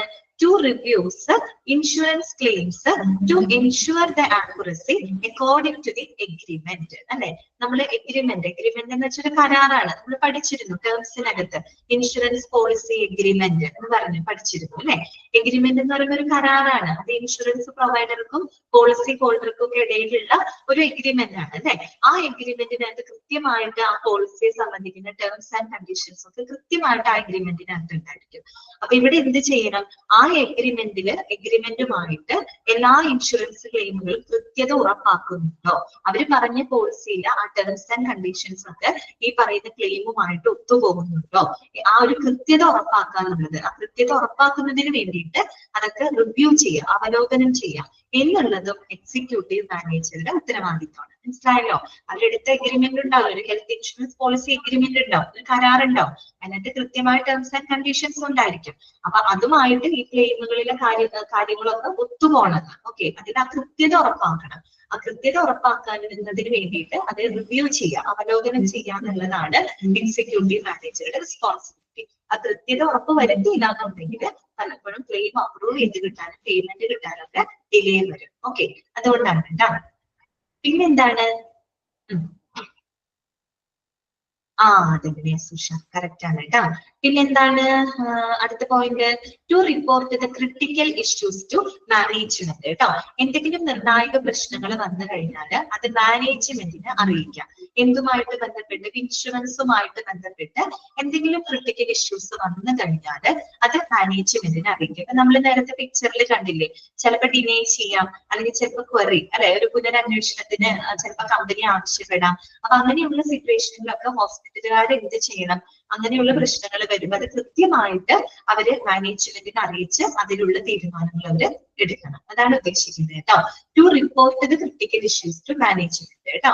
എന്തെങ്കിലും ഇൻഷുറൻസുമായിട്ട് ബന്ധപ്പെട്ട് നിർണായക പ്രശ്നങ്ങൾ വരുവാണെങ്കിൽ അത് മാനേജ്മെന്റിനെ അറിയിക്കും. ഓക്കെ, അടുത്തത് എന്താണ്? To submit monthly reports. Monthly reports അല്ലെ, അതായത് ഈ പറയുന്ന പ്രതിമാസ റിപ്പോർട്ടുകൾ അവിടെ കൃത്യമായിട്ട് സബ്മിറ്റ് ചെയ്തിരിക്കണം. ഇൻഷുറൻസ് ആയിട്ട് ബന്ധപ്പെട്ട കാര്യങ്ങളാണ് കേട്ടോ. ഓക്കെ, അപ്പൊ അതിന്റെ റിപ്പോർട്ടുകളും കാര്യങ്ങളും സബ്മിറ്റ് ചെയ്യണം. പിന്നെന്താണ്? To attend and organise the insurance presentation internally or externally. എന്താണ് പറയുന്നത്? To attend and organise insurance presentations അല്ലെ, അതായത് ഇൻഷുറൻസുമായിട്ട് ബന്ധപ്പെട്ട പ്രസന്റേഷൻസും കാര്യങ്ങളും ഇന്റേണലി ഓർ എക്സ്റ്റേണലി. ഇന്റേണലി എന്ന് പറഞ്ഞാൽ വിത്തിൻ ദ ഓർഗനൈസേഷൻ, ആ ഓർഗനൈസേഷനകത്തും അതുപോലെ തന്നെ ഓർഗനൈസേഷന് പുറത്തുമായിട്ട്, അതായത് ഹോസ്പിറ്റലിന് പുറത്തുമായിട്ട് അത്തരത്തിലുള്ള ഇൻഷുറൻസ് പ്രോഗ്രാമുകൾ കൃത്യമായിട്ട് ഓർഗനൈസ് ചെയ്യുക, അറ്റൻഡ് ചെയ്യുക എന്നുള്ളതൊക്കെ എക്സിക്യൂട്ടീവ് മാനേജറുടെ റെസ്പോൺസിബിലിറ്റിയാണ്. വായിച്ച് മനസ്സിലാക്കാൻ അത്രയുള്ളൂ. To conduct departmental meetings weekly. അതുപോലെ തന്നെ ആഴ്ചതോറും ഡിപ്പാർട്ട്മെന്റൽ മീറ്റിംഗ്സുകൾ കണ്ടക്ട് ചെയ്യുക കേട്ടോ. ഡിപ്പാർട്ട്മെന്റ് മീറ്റിംഗ്സുകൾ എല്ലാം തന്നെ കണ്ടക്ട് ചെയ്യുക. അപ്പോഴാണ് നമുക്ക് പല പല ഡിപ്പാർട്ട്മെന്റുകളായിട്ട് ഡീൽ ചെയ്ത് അവിടെ ഇൻഷുറൻസ് സംബന്ധമായിട്ടുള്ള പ്രശ്നങ്ങൾ അല്ലെങ്കിൽ വരുന്ന കുറെ കാര്യങ്ങൾ അതൊക്കെ അവർക്ക് മനസ്സിലാക്കാനായിട്ട് പറ്റുള്ളൂ. അതുകൊണ്ട് തന്നെ ആഴ്ചതോറും എന്താണ് ഡിപ്പാർട്ട്മെന്റൽ മീറ്റിംഗ്സുകൾ കൃത്യമായിട്ട് കണ്ടക്ട് ചെയ്യണം. ഓക്കെ, പിന്നെന്താണ്? To monitor insurance discounts and rejections. അതുപോലെ ഇൻഷുറൻസ് ഡിസ്കൗണ്ടുകൾ എത്രത്തോളം ഉണ്ട് അല്ലെ, അതുപോലെ തന്നെ റിജക്ഷൻസ്. ഇപ്പൊ നമ്മൾ നേരത്തെ പറഞ്ഞില്ലേ ഡിനൈ ചെയ്യാം എന്നൊക്കെ നമ്മൾ പറഞ്ഞില്ലേ, അങ്ങനെ വരുന്ന റിജക്ഷൻസ് അതെല്ലാം കൃത്യമായിട്ട് വിലയിരുത്തണം അല്ലെ. അങ്ങനെയൊക്കെ ചെയ്യണം. അപ്രൂവ് ആയില്ലെങ്കിൽ പിന്നെ ഡിലേ ചെയ്തിട്ടുണ്ടെങ്കിൽ അതിന്റെ കാര്യം എന്താണ്, അല്ലെങ്കിൽ അതിന് വേണ്ട മറ്റുള്ള ഡോക്യുമെന്റ്സ്, സപ്പോർട്ടിംഗ് ഡോക്യുമെന്റ്സ് കൊടുക്കുക, അങ്ങനെയുള്ള കാര്യങ്ങളൊക്കെ ചെയ്യണം. അതുകൊണ്ടാണ് to monitor the insurance discounts and rejections കേട്ടോ. ഇൻഷുറൻസ് ഡിസ്കൗണ്ട് റിജക്ഷൻസ് ഒക്കെ കൃത്യമായിട്ട് മോണിറ്റർ ചെയ്യുക, വിലയിരുത്തുക. പിന്നെന്താണ്? To make sure that insurance schemes are up to date on the system. Okay. Insurance discount അതുപോലെ തന്നെ റിജക്ഷൻസ് കേട്ടോ. എന്തെങ്കിലും കാരണവശാൽ നമ്മൾക്ക് ആ ക്ലെയിം റിജക്ട് ആയിട്ടുണ്ടെങ്കിൽ അതിന്റെ കാരണങ്ങളൊക്കെ ഉണ്ടാവുമല്ലോ, അതൊക്കെ കൃത്യമായിട്ട് ഇവര് മോണിറ്റർ ചെയ്ത് അതിനനുസരിച്ചുള്ള നടപടികൾ എടുത്തിരിക്കും. ഓക്കെ, പിന്നെന്താണ്? To make sure that insurance schemes are up to date on the system.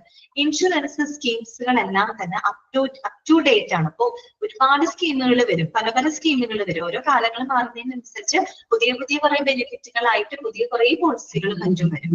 അപ്പൊ എപ്പോഴും നമ്മൾ ഇൻഷുറൻസ് സ്കീമുകളെല്ലാം അപ് ടു ഡേറ്റ് ആണ്, സിസ്റ്റത്തിൽ അപ് ടു ഡേറ്റ് ആണോ എന്നുള്ളത് ഉറപ്പുവരുത്തണം.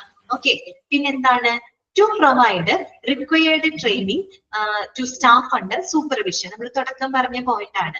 അതായത് ഇൻഷുറൻസ് സംബന്ധമായിട്ടുള്ള കാര്യങ്ങളില് സ്റ്റാഫുകൾക്ക് ആവശ്യമായിട്ടുള്ള പരിശീലനങ്ങൾ കൊടുക്കുക കേട്ടോ. ആവശ്യമായിട്ടുള്ള പരിശീലനങ്ങൾ കൊടുക്കുക. പിന്നെന്താണ്? Assume new responsibilities as and when needed. ആവശ്യമുള്ളപ്പോൾ പുതിയ വല്ല ഉത്തരവാദിത്തങ്ങളൊക്കെ വരുന്നുണ്ടെങ്കിൽ, ഇൻഷുറൻസ് സംബന്ധമായിട്ട് പുതിയ അഡീഷണൽ ചുമതലകളോ മറ്റെന്തെങ്കിലും ഉത്തരവാദിത്തങ്ങൾ വരികയാണെങ്കിൽ അതൊക്കെ എന്താ പറയാ ഏറ്റെടുക്കുക എന്നുള്ളതും അവരുടെ ഉത്തരവാദിത്തമാണ്. ഇൻഷുറൻസ് എക്സിക്യൂട്ടീവ് മാനേജറുടെ റെസ്പോൺസിബിലിറ്റിയാണ്. ഓക്കെ, ഇതൊക്കെ ഇങ്ങനെ ഓരോ പോയിന്റ് ആയിട്ട് ഇങ്ങനെ ജസ്റ്റ് പറഞ്ഞു എന്നുള്ളൂ. നിങ്ങൾക്ക് കാര്യം മനസ്സിലായല്ലോ. എക്സിക്യൂട്ടീവ് മാനേജർ എന്ന് പറയുമ്പോൾ ഒരുപാട് ഇൻഷുറൻസ് സംബന്ധമായിട്ടുള്ള എല്ലാ കാര്യങ്ങളിലും ഡീൽ ചെയ്യുന്ന ഒരു വ്യക്തിയാണ് കേട്ടോ. അവിടെ വരുന്ന എല്ലാ പ്രശ്നങ്ങളായിക്കോട്ടെ പ്രോട്ടോകോൾസ് ഒക്കെ കൃത്യമായിട്ട് പാലിക്കാനും ഉത്തരവാദിത്തപ്പെട്ട വ്യക്തിയാണ് കേട്ടോ. ഇതോട് കൂടിയിട്ട് നമ്മുടെ മെഡിക്കൽ ഇൻഷുറൻസ് എന്ന് പറയുന്ന ചാപ്റ്റർ ഇവിടെ അവസാനിക്കുന്നു. ഈ ചാപ്റ്റർ വലിയ ബുദ്ധിമുട്ടൊന്നും ഇല്ലാത്തൊരു ചാപ്റ്റർ ആണ്. ഇതിനകത്ത് നമ്മൾ പ്രധാനമായിട്ടും ടേംസ് പഠിക്കുന്നുണ്ട് അല്ലെ. ആദ്യം നമ്മൾ കുറച്ച് ടേംസ് ഒക്കെ പഠിച്ചത് കൃത്യമായിട്ട് പഠിച്ചു വെക്കുന്നു കേട്ടോ. ഇൻഷുറർ ആരാണ്, ഇൻഷുർഡ് ആരാണ്, അതുപോലെ ക്ലെയിം എന്താണ്, തേർഡ് പാർട്ടി ക്ലെയിം ഉണ്ട്, ഫസ്റ്റ് പാർട്ടി ക്ലെയിം ഉണ്ട്, അങ്ങനെയൊക്കെയുള്ള കാര്യങ്ങൾ. പിന്നെ നമ്മൾ കണ്ടത് കുറച്ച് ഇൻഷുറൻസ് കമ്പനികളുടെ ഒക്കെ എക്സാമ്പിൾസ് നമ്മൾ കണ്ടിരുന്നു. പിന്നെ അവിടെ നമ്മളോട് പ്രധാനമായിട്ട് നമുക്ക് CGHS എന്ന് പറയുന്ന ഒരു ഹെൽത്ത് ഇൻഷുറൻസ് സ്കീമിനെ പറ്റി ഇതിൽ പറയുന്നുണ്ട്. അത് പഠിച്ചു വെക്കാം. അതിൽ ESI പഠിച്ചു വെക്കണം. പിന്നെ നമ്മുടെ എന്താണ് TPA, തേർഡ് പാർട്ടി അഡ്മിനിസ്ട്രേറ്റേഴ്സ് എന്തൊക്കെയാണ്, ക്ലെയിം പ്രോസസ് എന്തൊക്കെയാണ്. കുഴപ്പമില്ലല്ലോ, എളുപ്പമുള്ള ചാപ്റ്റർ അല്ലേ ഇത്, മനസ്സിലായി? ഓക്കെ, അങ്ങനെയാണെങ്കിൽ നമുക്ക് നല്ല എളുപ്പമുള്ള ഒരു ചാപ്റ്റർ ഇനി തുടങ്ങാം കേട്ടോ. ഏതാണെന്ന് അറിയാമോ? മെഡിക്കൽ എക്യുപ്മെന്റ്സ് കേട്ടോ. ഇതാണ് മെഡിക്കൽ എക്യുപ്മെന്റ്സ്. നിങ്ങളുടെ എത്രയാണ് ചാപ്റ്റർ എടുക്കുന്നത്? മെഡിക്കൽ എക്യുപ്മെന്റ്സ് ഒന്ന് മെൻഷൻ ചെയ്യാമോ? Medical equipments 33. ഓക്കെ, ഫോർത്ത് മൊഡ്യൂളിൽ വരുന്ന ഒരു ചാപ്റ്റർ ആണ് കേട്ടോ. ഓക്കെ, 33 അല്ലെ. ഓക്കെ, അപ്പൊ എല്ലാവരും ഒന്ന് നോട്ട് ചെയ്യാം കേട്ടോ. എല്ലാവരും ഒന്ന് നോട്ട് ചെയ്യാം. നമ്മളൊരു പുതിയൊരു ചാപ്റ്റർ നമ്മൾ സ്റ്റാർട്ട് ചെയ്യാൻ പോവാണ്. ഏതാണ്? Medical equipments. അത് വളരെ സിമ്പിൾ ആയിട്ടുള്ള ഒരു ചാപ്റ്റർ. സിമ്പിൾ എന്നല്ല, എന്ന് വെച്ചാൽ ഇൻട്രസ്റ്റിംഗ് ആണ്. നമുക്ക് വലിയ തലവേദനയുള്ള ചാപ്റ്റർ ഒന്നും അല്ല. അവിടെ കുറെ മെഡിക്കൽ എക്യുപ്മെന്റ്സ് പഠിക്കാനുണ്ട്. ഒരു 43 കേട്ടോ. 43 മെഡിക്കൽ എക്യുപ്മെന്റ്സ് വിത്ത് പിക്ചർ അടക്കം നിങ്ങൾക്ക് കൊടുത്തിട്ടുണ്ട്. അപ്പൊ നിങ്ങൾക്ക് എങ്ങനെ ക്വസ്റ്റ്യൻ വരാം? ഒരു ഫോട്ടോ, ഇപ്പൊ നിങ്ങൾക്ക് ഏതെങ്കിലും ഒരു മെഡിക്കൽ എക്യുപ്മെന്റിന്റെ ചിത്രം നിങ്ങൾക്ക് തരും. എന്നിട്ട് നിങ്ങളോട് അത് തിരിച്ചറിയാൻ വരും. താഴെ തന്നിരിക്കുന്ന മെഡിക്കൽ എക്യുപ്മെന്റ് എന്താണ്? അങ്ങനെ ഒരു ചോദ്യം അതിന് പ്രതീക്ഷിക്കാം. പിന്നെ ഓരോ മെഡിക്കൽ എക്യുപ്മെന്റിന്റെ ഉപയോഗം എന്താണ്? അത് ജസ്റ്റ് 1-2 സെന്റൻസിലൊക്കെ അതിൽ കൊടുത്തിട്ടുണ്ട്. അത് കൃത്യമായിട്ട് നിങ്ങൾ മനസ്സിലാക്കി. അപ്പൊ വലിയ ബുദ്ധിമുട്ടുള്ള ഒരു ചാപ്റ്റർ ഒന്നല്ല. മറ്റുള്ള ചാപ്റ്റർ പോലെ ഒരുപാട് ഇങ്ങനെ വാരി വലിച്ച് ഇങ്ങനെ പഠിക്കാൻ മാത്രമൊന്നും ഇതിനകത്തില്ല കേട്ടോ. അപ്പൊ നമ്മൾ ഇത്രയും ദിവസങ്ങളോളം നമ്മൾ കുറച്ച് അടികട്ടിയുള്ള ചാപ്റ്റർ ഒക്കെ ആണല്ലോ കണ്ടേ. ഇതൊന്ന് കുറച്ച് റിലാക്സ് ഉള്ള ഒരു ചാപ്റ്റർ ആണ്. അപ്പൊ നമുക്ക് ഇന്നത് തുടങ്ങാം കേട്ടോ. മെഡിക്കൽ എക്യുപ്മെന്റ്സ് കേട്ടോ. 4 ഇല്ലാന്നാ? ഇത് 4 ഇല്ലാത്തത് 33ാമത്തെ ചാപ്റ്റർ കേട്ടോ. മെഡിക്കൽ എക്യുപ്മെന്റ്സ് കിട്ടിയില്ല എല്ലാവർക്കും? 33.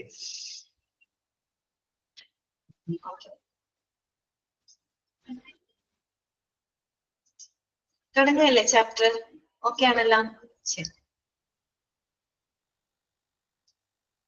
41.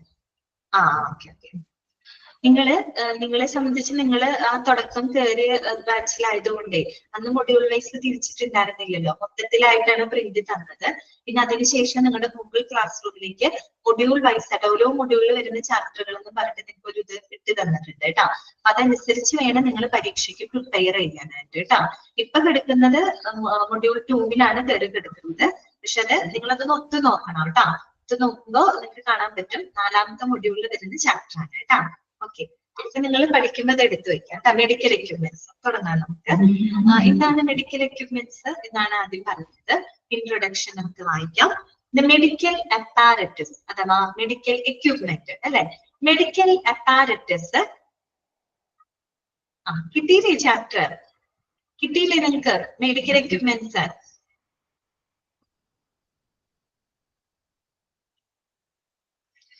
ഈ എല്ലാ മൊഡ്യൂളിലും കൂടിയുള്ള ഇതല്ലേ.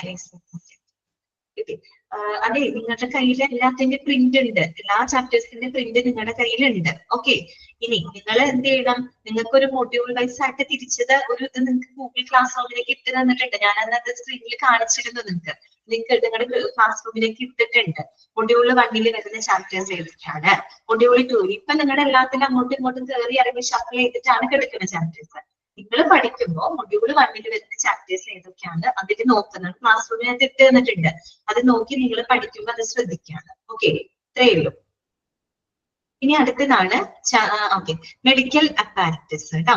Medical apparatus is used for the definite purpose at diagnosis and treatment of disease or rehabilitation following disease in injury. എന്താണ് പറയുന്നത്? എന്താണ് മെഡിക്കൽ അപ്പാരറ്റസ്, മെഡിക്കൽ എക്യുപ്മെന്റ് എന്ന് പറഞ്ഞാൽ എന്താണ്? നമ്മള് രോഗനിർണയത്തിനും അതുപോലെ തന്നെ എന്താണ് രോഗത്തിന്റെ ചികിത്സയില് അല്ലെ, രോഗത്തിന്റെ ചികിത്സയില് അതുപോലെ നമുക്ക് വല്ല പരിക്കോ അസുഖമോ മൂലം ഉണ്ടാകുന്ന കാര്യങ്ങൾക്ക് അതിൽ നിന്നൊക്കെ അതിന്റെ റീഹാബിലിറ്റേഷനിലേക്ക് അല്ലെ, അതായത് അതിൽ നിന്നൊക്കെ നമുക്ക് എന്ത് ചെയ്ത് വരണം? മുന്നോട്ട് വരണം. അപ്പൊ അങ്ങനെയുള്ള കാര്യങ്ങൾക്കായിട്ട് കൃത്യമായിട്ട് അല്ലെ, കൃത്യമായ ഉദ്ദേശത്തോടു കൂടിയിട്ട് പ്രവർത്തിക്കുന്ന എന്താ പറയാ പ്രവർത്തിക്കുന്നതാണ് എന്ത്? മെഡിക്കൽ അപ്പാരറ്റസ് അഥവാ medical equipments. Okay, medical equipments എന്തിനു വേണ്ടിയിട്ടാണ് നമ്മൾ യൂസ് ചെയ്യുന്നത്? നമ്മുടെ ട്രീറ്റ്മെന്റിന്റെ ഭാഗമായിട്ട് അല്ലെ, അല്ലെങ്കിൽ നമ്മൾ രോഗനിർണയത്തിൽ ഉപയോഗിക്കുന്നുണ്ട്, നമ്മുടെ ട്രീറ്റ്മെന്റിന്റെ ഭാഗമായിട്ടൊക്കെ ഉപയോഗിക്കുന്ന എന്താണ് സംവിധാനങ്ങളാണ് മെഡിക്കൽ അപ്പാരറ്റസ് അഥവാ മെഡിക്കൽ എക്യുപ്മെന്റ്സ് എന്ന് പറയുന്നത്. ഓക്കെ, ഇനി നോക്കാം. It can be either used singly or in conjointly with any accessory, consumable or other piece of medical apparatus. അപ്പൊ ഒന്നില്ലെങ്കിൽ നമുക്ക് മെഡിക്കൽ എന്താ പറയാ എക്യുപ്മെന്റ്സ് സെപ്പറേറ്റ് ചെയ്ത് സിംഗിൾ ആയിട്ട് നമുക്ക് ഉപയോഗിക്കാം. അതല്ലെങ്കിൽ മറ്റേതെങ്കിലും മെഡിക്കൽ എന്താ പറയാ അപ്പാരറ്റസിന്റെ ഭാഗമായിട്ട്, ഓക്കെ, അതിന്റെ ആക്സസറി ആയിട്ട് അതിന്റെ ഭാഗമായിട്ട് കൺജോയിന്റ് ആയിട്ട് വെച്ചാൽ അതുമായിട്ട് കണക്ട് ചെയ്തൊക്കെ നമുക്ക് എന്ത് ഉപയോഗിക്കാം? മെഡിക്കൽ എക്യുപ്മെന്റ്സുകൾ ഉപയോഗിക്കാം. Okay, simple. മെഡിക്കൽ എക്യുപ്മെന്റ് എന്താണെന്ന് ജസ്റ്റ് അവിടെ പറഞ്ഞെന്ന് മാത്രമേ ഉള്ളൂ കേട്ടോ. ഇനി നമുക്കൊരു 43 മെഡിക്കൽ എക്യുപ്മെന്റ്സുകൾ ഈ ഒരു ചാപ്റ്ററിനകത്ത് നമുക്ക് പഠിക്കാനുണ്ട്. വിത്ത് പിക്ചർ അടക്കം നിങ്ങൾക്ക് കൊടുത്തിട്ടുണ്ട്. ഓരോ പിക്ചറും നിങ്ങൾ നോക്കണം കേട്ടോ. ഓരോ പിക്ചർ കണ്ടു കഴിഞ്ഞാൽ നിങ്ങൾക്ക് മനസ്സിലാവണം അത് ഏത് മെഡിക്കൽ എക്യുപ്മെന്റ് ആണ്. കുറെയൊക്കെ നമുക്ക് കണ്ടിട്ടുള്ളത് നമുക്ക് പരിചയമുള്ളതാണ്, എന്നാലും ശ്രദ്ധിക്കുക കേട്ടോ. ഒന്നാമത്തെ ആളാരാണെന്ന് അറിയോ? ഡീഫിബ്രിലേറ്റർ ആണ് കേട്ടോ. എന്താണ് ഡീഫിബ്രിലേറ്റർ? ഡീഫിബ്രിലേറ്റർ ഇഷ്ടം പോലെ നിങ്ങൾ പഠിച്ചിട്ടുണ്ട് അല്ലെ. നിങ്ങൾ ഓപ്പറേഷൻ തിയേറ്ററിലും ആംബുലൻസിലൊക്കെ പറഞ്ഞപ്പോ ഡീഫിബ്രിലേറ്ററിനെ കുറിച്ച് പറഞ്ഞിട്ടുണ്ടല്ലോ. അപ്പൊ നിങ്ങൾക്ക് തന്നെ അറിയാം അല്ലെ. എന്താണ് ഡീഫിബ്രിലേറ്റർ എന്ന് പറഞ്ഞു കഴിഞ്ഞാല്? എന്താണ് ഡീഫിബ്രിലേറ്റർ എന്ന് പറഞ്ഞാല്? നമ്മുടെ ഹാർട്ടിന്റെ അല്ലെ, ഹാർട്ടിന്റെ റിതം അല്ലെ, ഹാർട്ടിന്റെ ഹൃദയമിടിപ്പ് പുനഃസ്ഥാപിക്കുന്നതിന് വേണ്ടിയിട്ട് നമ്മൾ ഹൃദയത്തിലേക്ക് അതന്നെ ഹൃദയമിടിപ്പ് തിരികെ കൊണ്ടുവരാൻ, അതന്നെ ഹാർട്ട് ബീറ്റ് കേട്ടോ. ഹൃദയമിടിപ്പ് തിരികെ കൊണ്ടുവരാനായിട്ട് പുനഃസ്ഥാപിക്കുന്നതിന് വേണ്ടിയിട്ട് നമ്മൾ ഹൃദയത്തിലേക്ക് എന്ത് കൊടുക്കുന്നറിയോ? ഒരു ഇലക്ട്രിക് ഷോക്ക് കൊടുക്കും. ഓക്കെ, ഒരു വൈദ്യുതാഘാതം നമ്മൾ ഏൽപ്പിക്കും. അതിന് വേണ്ടിയിട്ട് ഉപയോഗിക്കുന്ന ഒരു ഉപകരണമാണിത് ഡീഫിബ്രിലേറ്റർ എന്ന് പറയുന്നത്. ഓക്കെ, മനസ്സിലായി? ഷോക്കാണ് നമ്മൾ അവിടെ കൊടുക്കുന്നത് വെച്ചാൽ പ്രത്യേകിച്ച് കാർഡിയാക് അറസ്റ്റ്, ഹാർട്ട് അറ്റാക്ക് ഒക്കെ വന്നിട്ടുള്ള പേഷ്യൻസിന് അവരുടെ ആ ഒരു ഹൃദയ താളം അല്ല ഹൃദയമിടിപ്പ് പുനഃസ്ഥാപിക്കാൻ തിരിച്ചു കൊണ്ടുവരുന്നതിന് വേണ്ടിയിട്ട് നമ്മൾ എന്ത് ചെയ്യും? ഹാർട്ടിലേക്ക് ഒരു ഇലക്ട്രിക് ഷോക്ക് കൊടുക്കുകയാണ്, ഒരു വൈദ്യുതാഘാതം നമ്മൾ കൊടുക്കുകയാണ്. അങ്ങനെ നമുക്ക് അതിനെ തിരിച്ചു കൊണ്ടുവരാനായിട്ട് പറ്റും. അതിന് വേണ്ടിയിട്ട് ഉപയോഗിക്കുന്ന ഒരു ഉപകരണമാണ് ഡീഫിബ്രിലേറ്റർ എന്ന് പറയുന്നത്. നമുക്ക് ജസ്റ്റ് ഒന്ന് വായിക്കാം. അതെ, defibrillators are underline ചെയ്യാട്ടോ. Defibrillators are equipment that bring back a normal heartbeat by sending an electric pulse shock to the heart. Underline ചെയ്തിരിക്കുക കേട്ടോ. എന്താണ് defibrillator എന്ന് പറയുമ്പോൾ? These are the equipment that bring back a normal heartbeat by sending an electric pulse shock to the heart. Okay, ഹാർട്ടിലേക്ക് നമ്മൾ ഒരു electric pulse കൊടുത്തുകൊണ്ട് ഹൃദയത്തിന്റെ താളം അല്ലെ, സാധാരണഗതിയിൽ ഹൃദയമിടിപ്പ് തിരികെ കൊണ്ടുവരുന്നതിന് വേണ്ടിയിട്ട് ഉപയോഗിക്കുന്ന ഒരു എക്യുപ്മെന്റ് ആണ് ഡീഫിബ്രിലേറ്റർ എന്ന് പറയുന്നത്. ഓക്കെ, ഇനി നോക്കൂ. Various types of defibrillators work in different ways. അതായത് പലതരത്തിലുള്ള ഡീഫിബ്രിലേറ്റേഴ്സ് ഉണ്ട് കേട്ടോ, പലതരത്തിലുള്ളതുണ്ട്. അതായത് ഈ പറയുന്ന നമ്മൾ ഒരെണ്ണം നമ്മൾ പഠിച്ചിട്ടുണ്ട്, AED എന്ന് പറഞ്ഞിട്ട്, ഓട്ടോമേറ്റഡ് എക്സ്റ്റേണൽ ഡീഫിബ്രിലേറ്റർ. അത് നിങ്ങൾ ഒരുപാട് ചാപ്റ്ററുകളിലൊക്കെ പറഞ്ഞു പോയിട്ടുണ്ട്. ഓട്ടോമേറ്റഡ് എക്സ്റ്റേണൽ ഡീഫിബ്രിലേറ്റേഴ്സ് ഉണ്ട്, പിന്നെ മാനുവൽ ഡീഫിബ്രിലേറ്റേഴ്സ് ഉണ്ട്, അതുപോലെ തന്നെ ICD എന്ന് പറയുന്ന ഒരു സംഭവം, ഇംപ്ലാന്റബിൾ കാർഡിയോവെർട്ടർ ഡീഫിബ്രിലേറ്റർ. അങ്ങനെ പല ടൈപ്പ് ഓഫ് ഡീഫിബ്രിലേറ്റേഴ്സ് ഉണ്ട്. അത് വ്യത്യസ്ത രീതിയിലാണ് പ്രവർത്തിക്കുന്നത്. എല്ലാം ഒരുപോലെയല്ല പ്രവർത്തിക്കുന്നത്, വ്യത്യസ്ത രീതിയിലാണ് പ്രവർത്തിക്കുന്നത്. അതിന്റെ പേരൊന്നും പഠിക്കുന്നുണ്ട്, ജസ്റ്റ് പറഞ്ഞെന്ന് മാത്രമേ ഉള്ളൂ. ഇനി നമുക്ക് ഓട്ടോമേറ്റഡ് എക്സ്റ്റേണൽ ഡീഫിബ്രിലേറ്റർ AED ആണ് കേട്ടോ. അവിടെ AF എന്നാണ് എഴുതി വെച്ചിരിക്കുന്നത്, തിരുത്താം കേട്ടോ. F അല്ല, E ആണ് കേട്ടോ. E ആണ്, എക്സ്റ്റേണൽ E ആണ് കേട്ടോ, തിരുത്തി വെക്കാം. Automated external defibrillators which are commonly seen in many public spaces are used to save the lives of people who experience cardiac arrest. സാധാരണയായിട്ട് നമ്മൾ ഈ പൊതു ഇടങ്ങളിൽ പബ്ലിക് പ്ലേസിലൊക്കെ കാണുന്ന അവിടെ കാണാം, ചില സ്ഥലങ്ങളിലൊക്കെ കാണാം കേട്ടോ, എക്സ്റ്റേണൽ ഓട്ടോമേറ്റഡ് എക്സ്റ്റേണൽ ഡീഫിബ്രിലേറ്റേഴ്സ്. അത് വന്നിട്ട് എന്താണ്, ഇപ്പൊ ഹാർട്ട് അറ്റാക്ക് അല്ലെങ്കിൽ ഹൃദയാഘാതം ഒക്കെ സംഭവിച്ച ആളുകളെ അവരുടെ ലൈഫിന് തിരിച്ചു കൊണ്ടുവരാനായിട്ട് സഹായിക്കും. ഓക്കെ, അപ്പൊ അങ്ങനെയുള്ളൊരു എക്യുപ്മെന്റ് ആണ് ഡീഫിബ്രിലേറ്റർ എന്ന് പറയുന്നത്. മനസ്സിലായല്ലോ? ഇനി നിങ്ങൾ നോക്കിയേ, ഡീഫിബ്രിലേറ്ററിന്റെ ചിത്രം കണ്ടോ നിങ്ങള്? ചിത്രം പ്രത്യേകം നോട്ട് ചെയ്ത് വെക്കാം കേട്ടോ. അത് തന്നെ ജീവൻ രക്ഷിക്കാനായിട്ട് നമ്മൾ ഉപയോഗിക്കുന്നു കേട്ടോ. നോക്കൂ, ചിത്രം കണ്ടല്ലോ, ഇതാണ് ഡീഫിബ്രിലേറ്റർ കേട്ടോ. അപ്പൊ പലതരത്തിലുള്ള ഡീഫിബ്രിലേറ്റേഴ്സ് ഉണ്ട്. ഇവിടെ കൊടുത്തിരിക്കുന്നത് AED ആണ് കേട്ടോ, എക്സ്റ്റേണൽ ഓട്ടോമേറ്റഡ് എക്സ്റ്റേണൽ ഡീഫിബ്രിലേറ്റർ. കണ്ടോ, ഇവിടെ 2 പാഡ്സ് കണ്ടു. ഇതിന് നമ്മൾ ഇലക്ട്രോഡ് പാഡ്സ് എന്നാണ് കേട്ടോ പറയാ. എന്താണ്? മനസ്സിലായില്ലേ നിങ്ങൾക്ക്?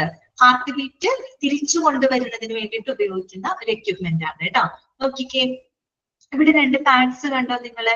ഇതിനെ നമ്മൾ ഇലക്ട്രോഡ് പാഡ്സ് എന്നാണ് കേട്ടോ പറയാ, ഇലക്ട്രോഡ് പാഡ്സ്. ഓക്കെ, ഇനി നോക്കൂട്ടെ, ചെറിയൊരു ഇത് നിങ്ങൾക്ക് ചിത്രം കാണാൻ പറ്റുന്നുണ്ടല്ലോ.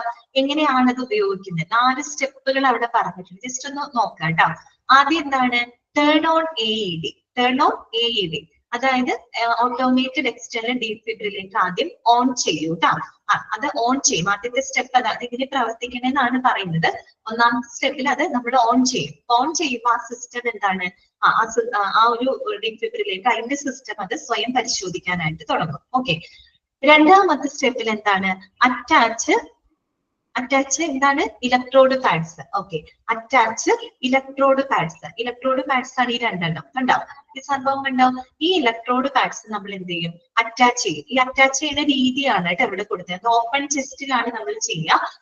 ഓപ്പൺ ചെസ്റ്റിനകത്ത് നമ്മൾ എന്ത് ചെയ്യും? ഈ 2 എന്താ പറയുക ഇലക്ട്രോഡ് പാഡ്സുകൾ നമ്മൾ അറ്റാച്ച് ചെയ്യും. ഒരെണ്ണം വന്നിട്ട് നമ്മുടെ ഇടത് സൈഡിൽ ഏകദേശം ഹാർട്ടിന്റെ ഭാഗത്തായിട്ട് ഒരെണ്ണം അറ്റാച്ച് ചെയ്യും, മറ്റൊരെണ്ണം റൈറ്റ് ഭാഗത്തായിട്ട് അറ്റാച്ച് ചെയ്യും കേട്ടോ.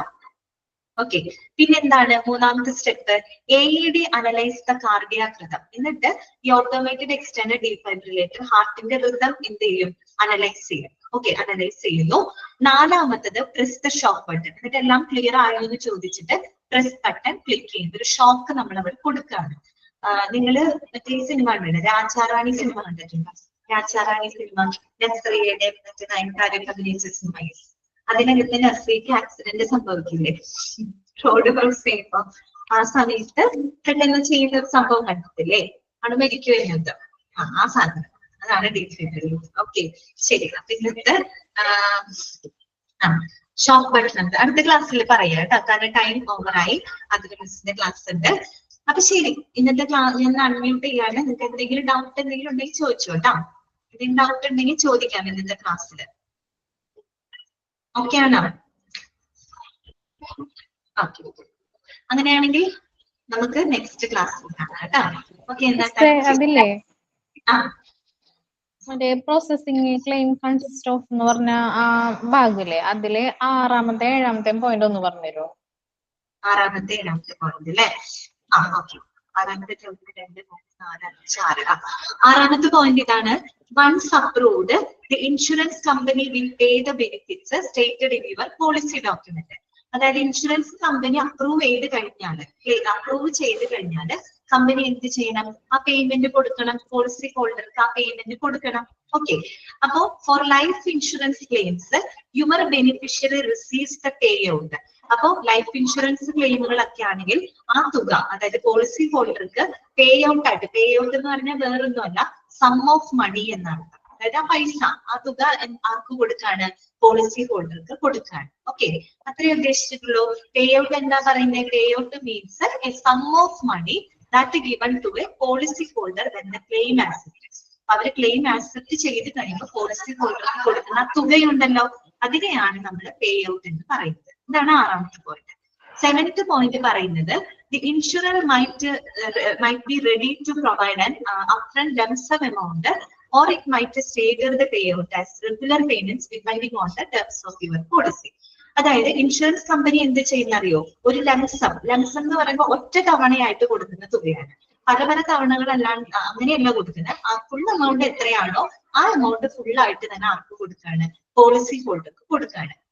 നമ്മളിങ്ങനെ പല തവണകളായിട്ട് കൊടുക്കുമ്പോൾ ചിലപ്പോൾ എന്ത് കിട്ടില്ല, ഫുൾ എമൗണ്ട് ചിലപ്പോൾ പോളിസി ഹോൾഡർക്ക് കൊടുക്കാനായിട്ട് സാധിക്കില്ല.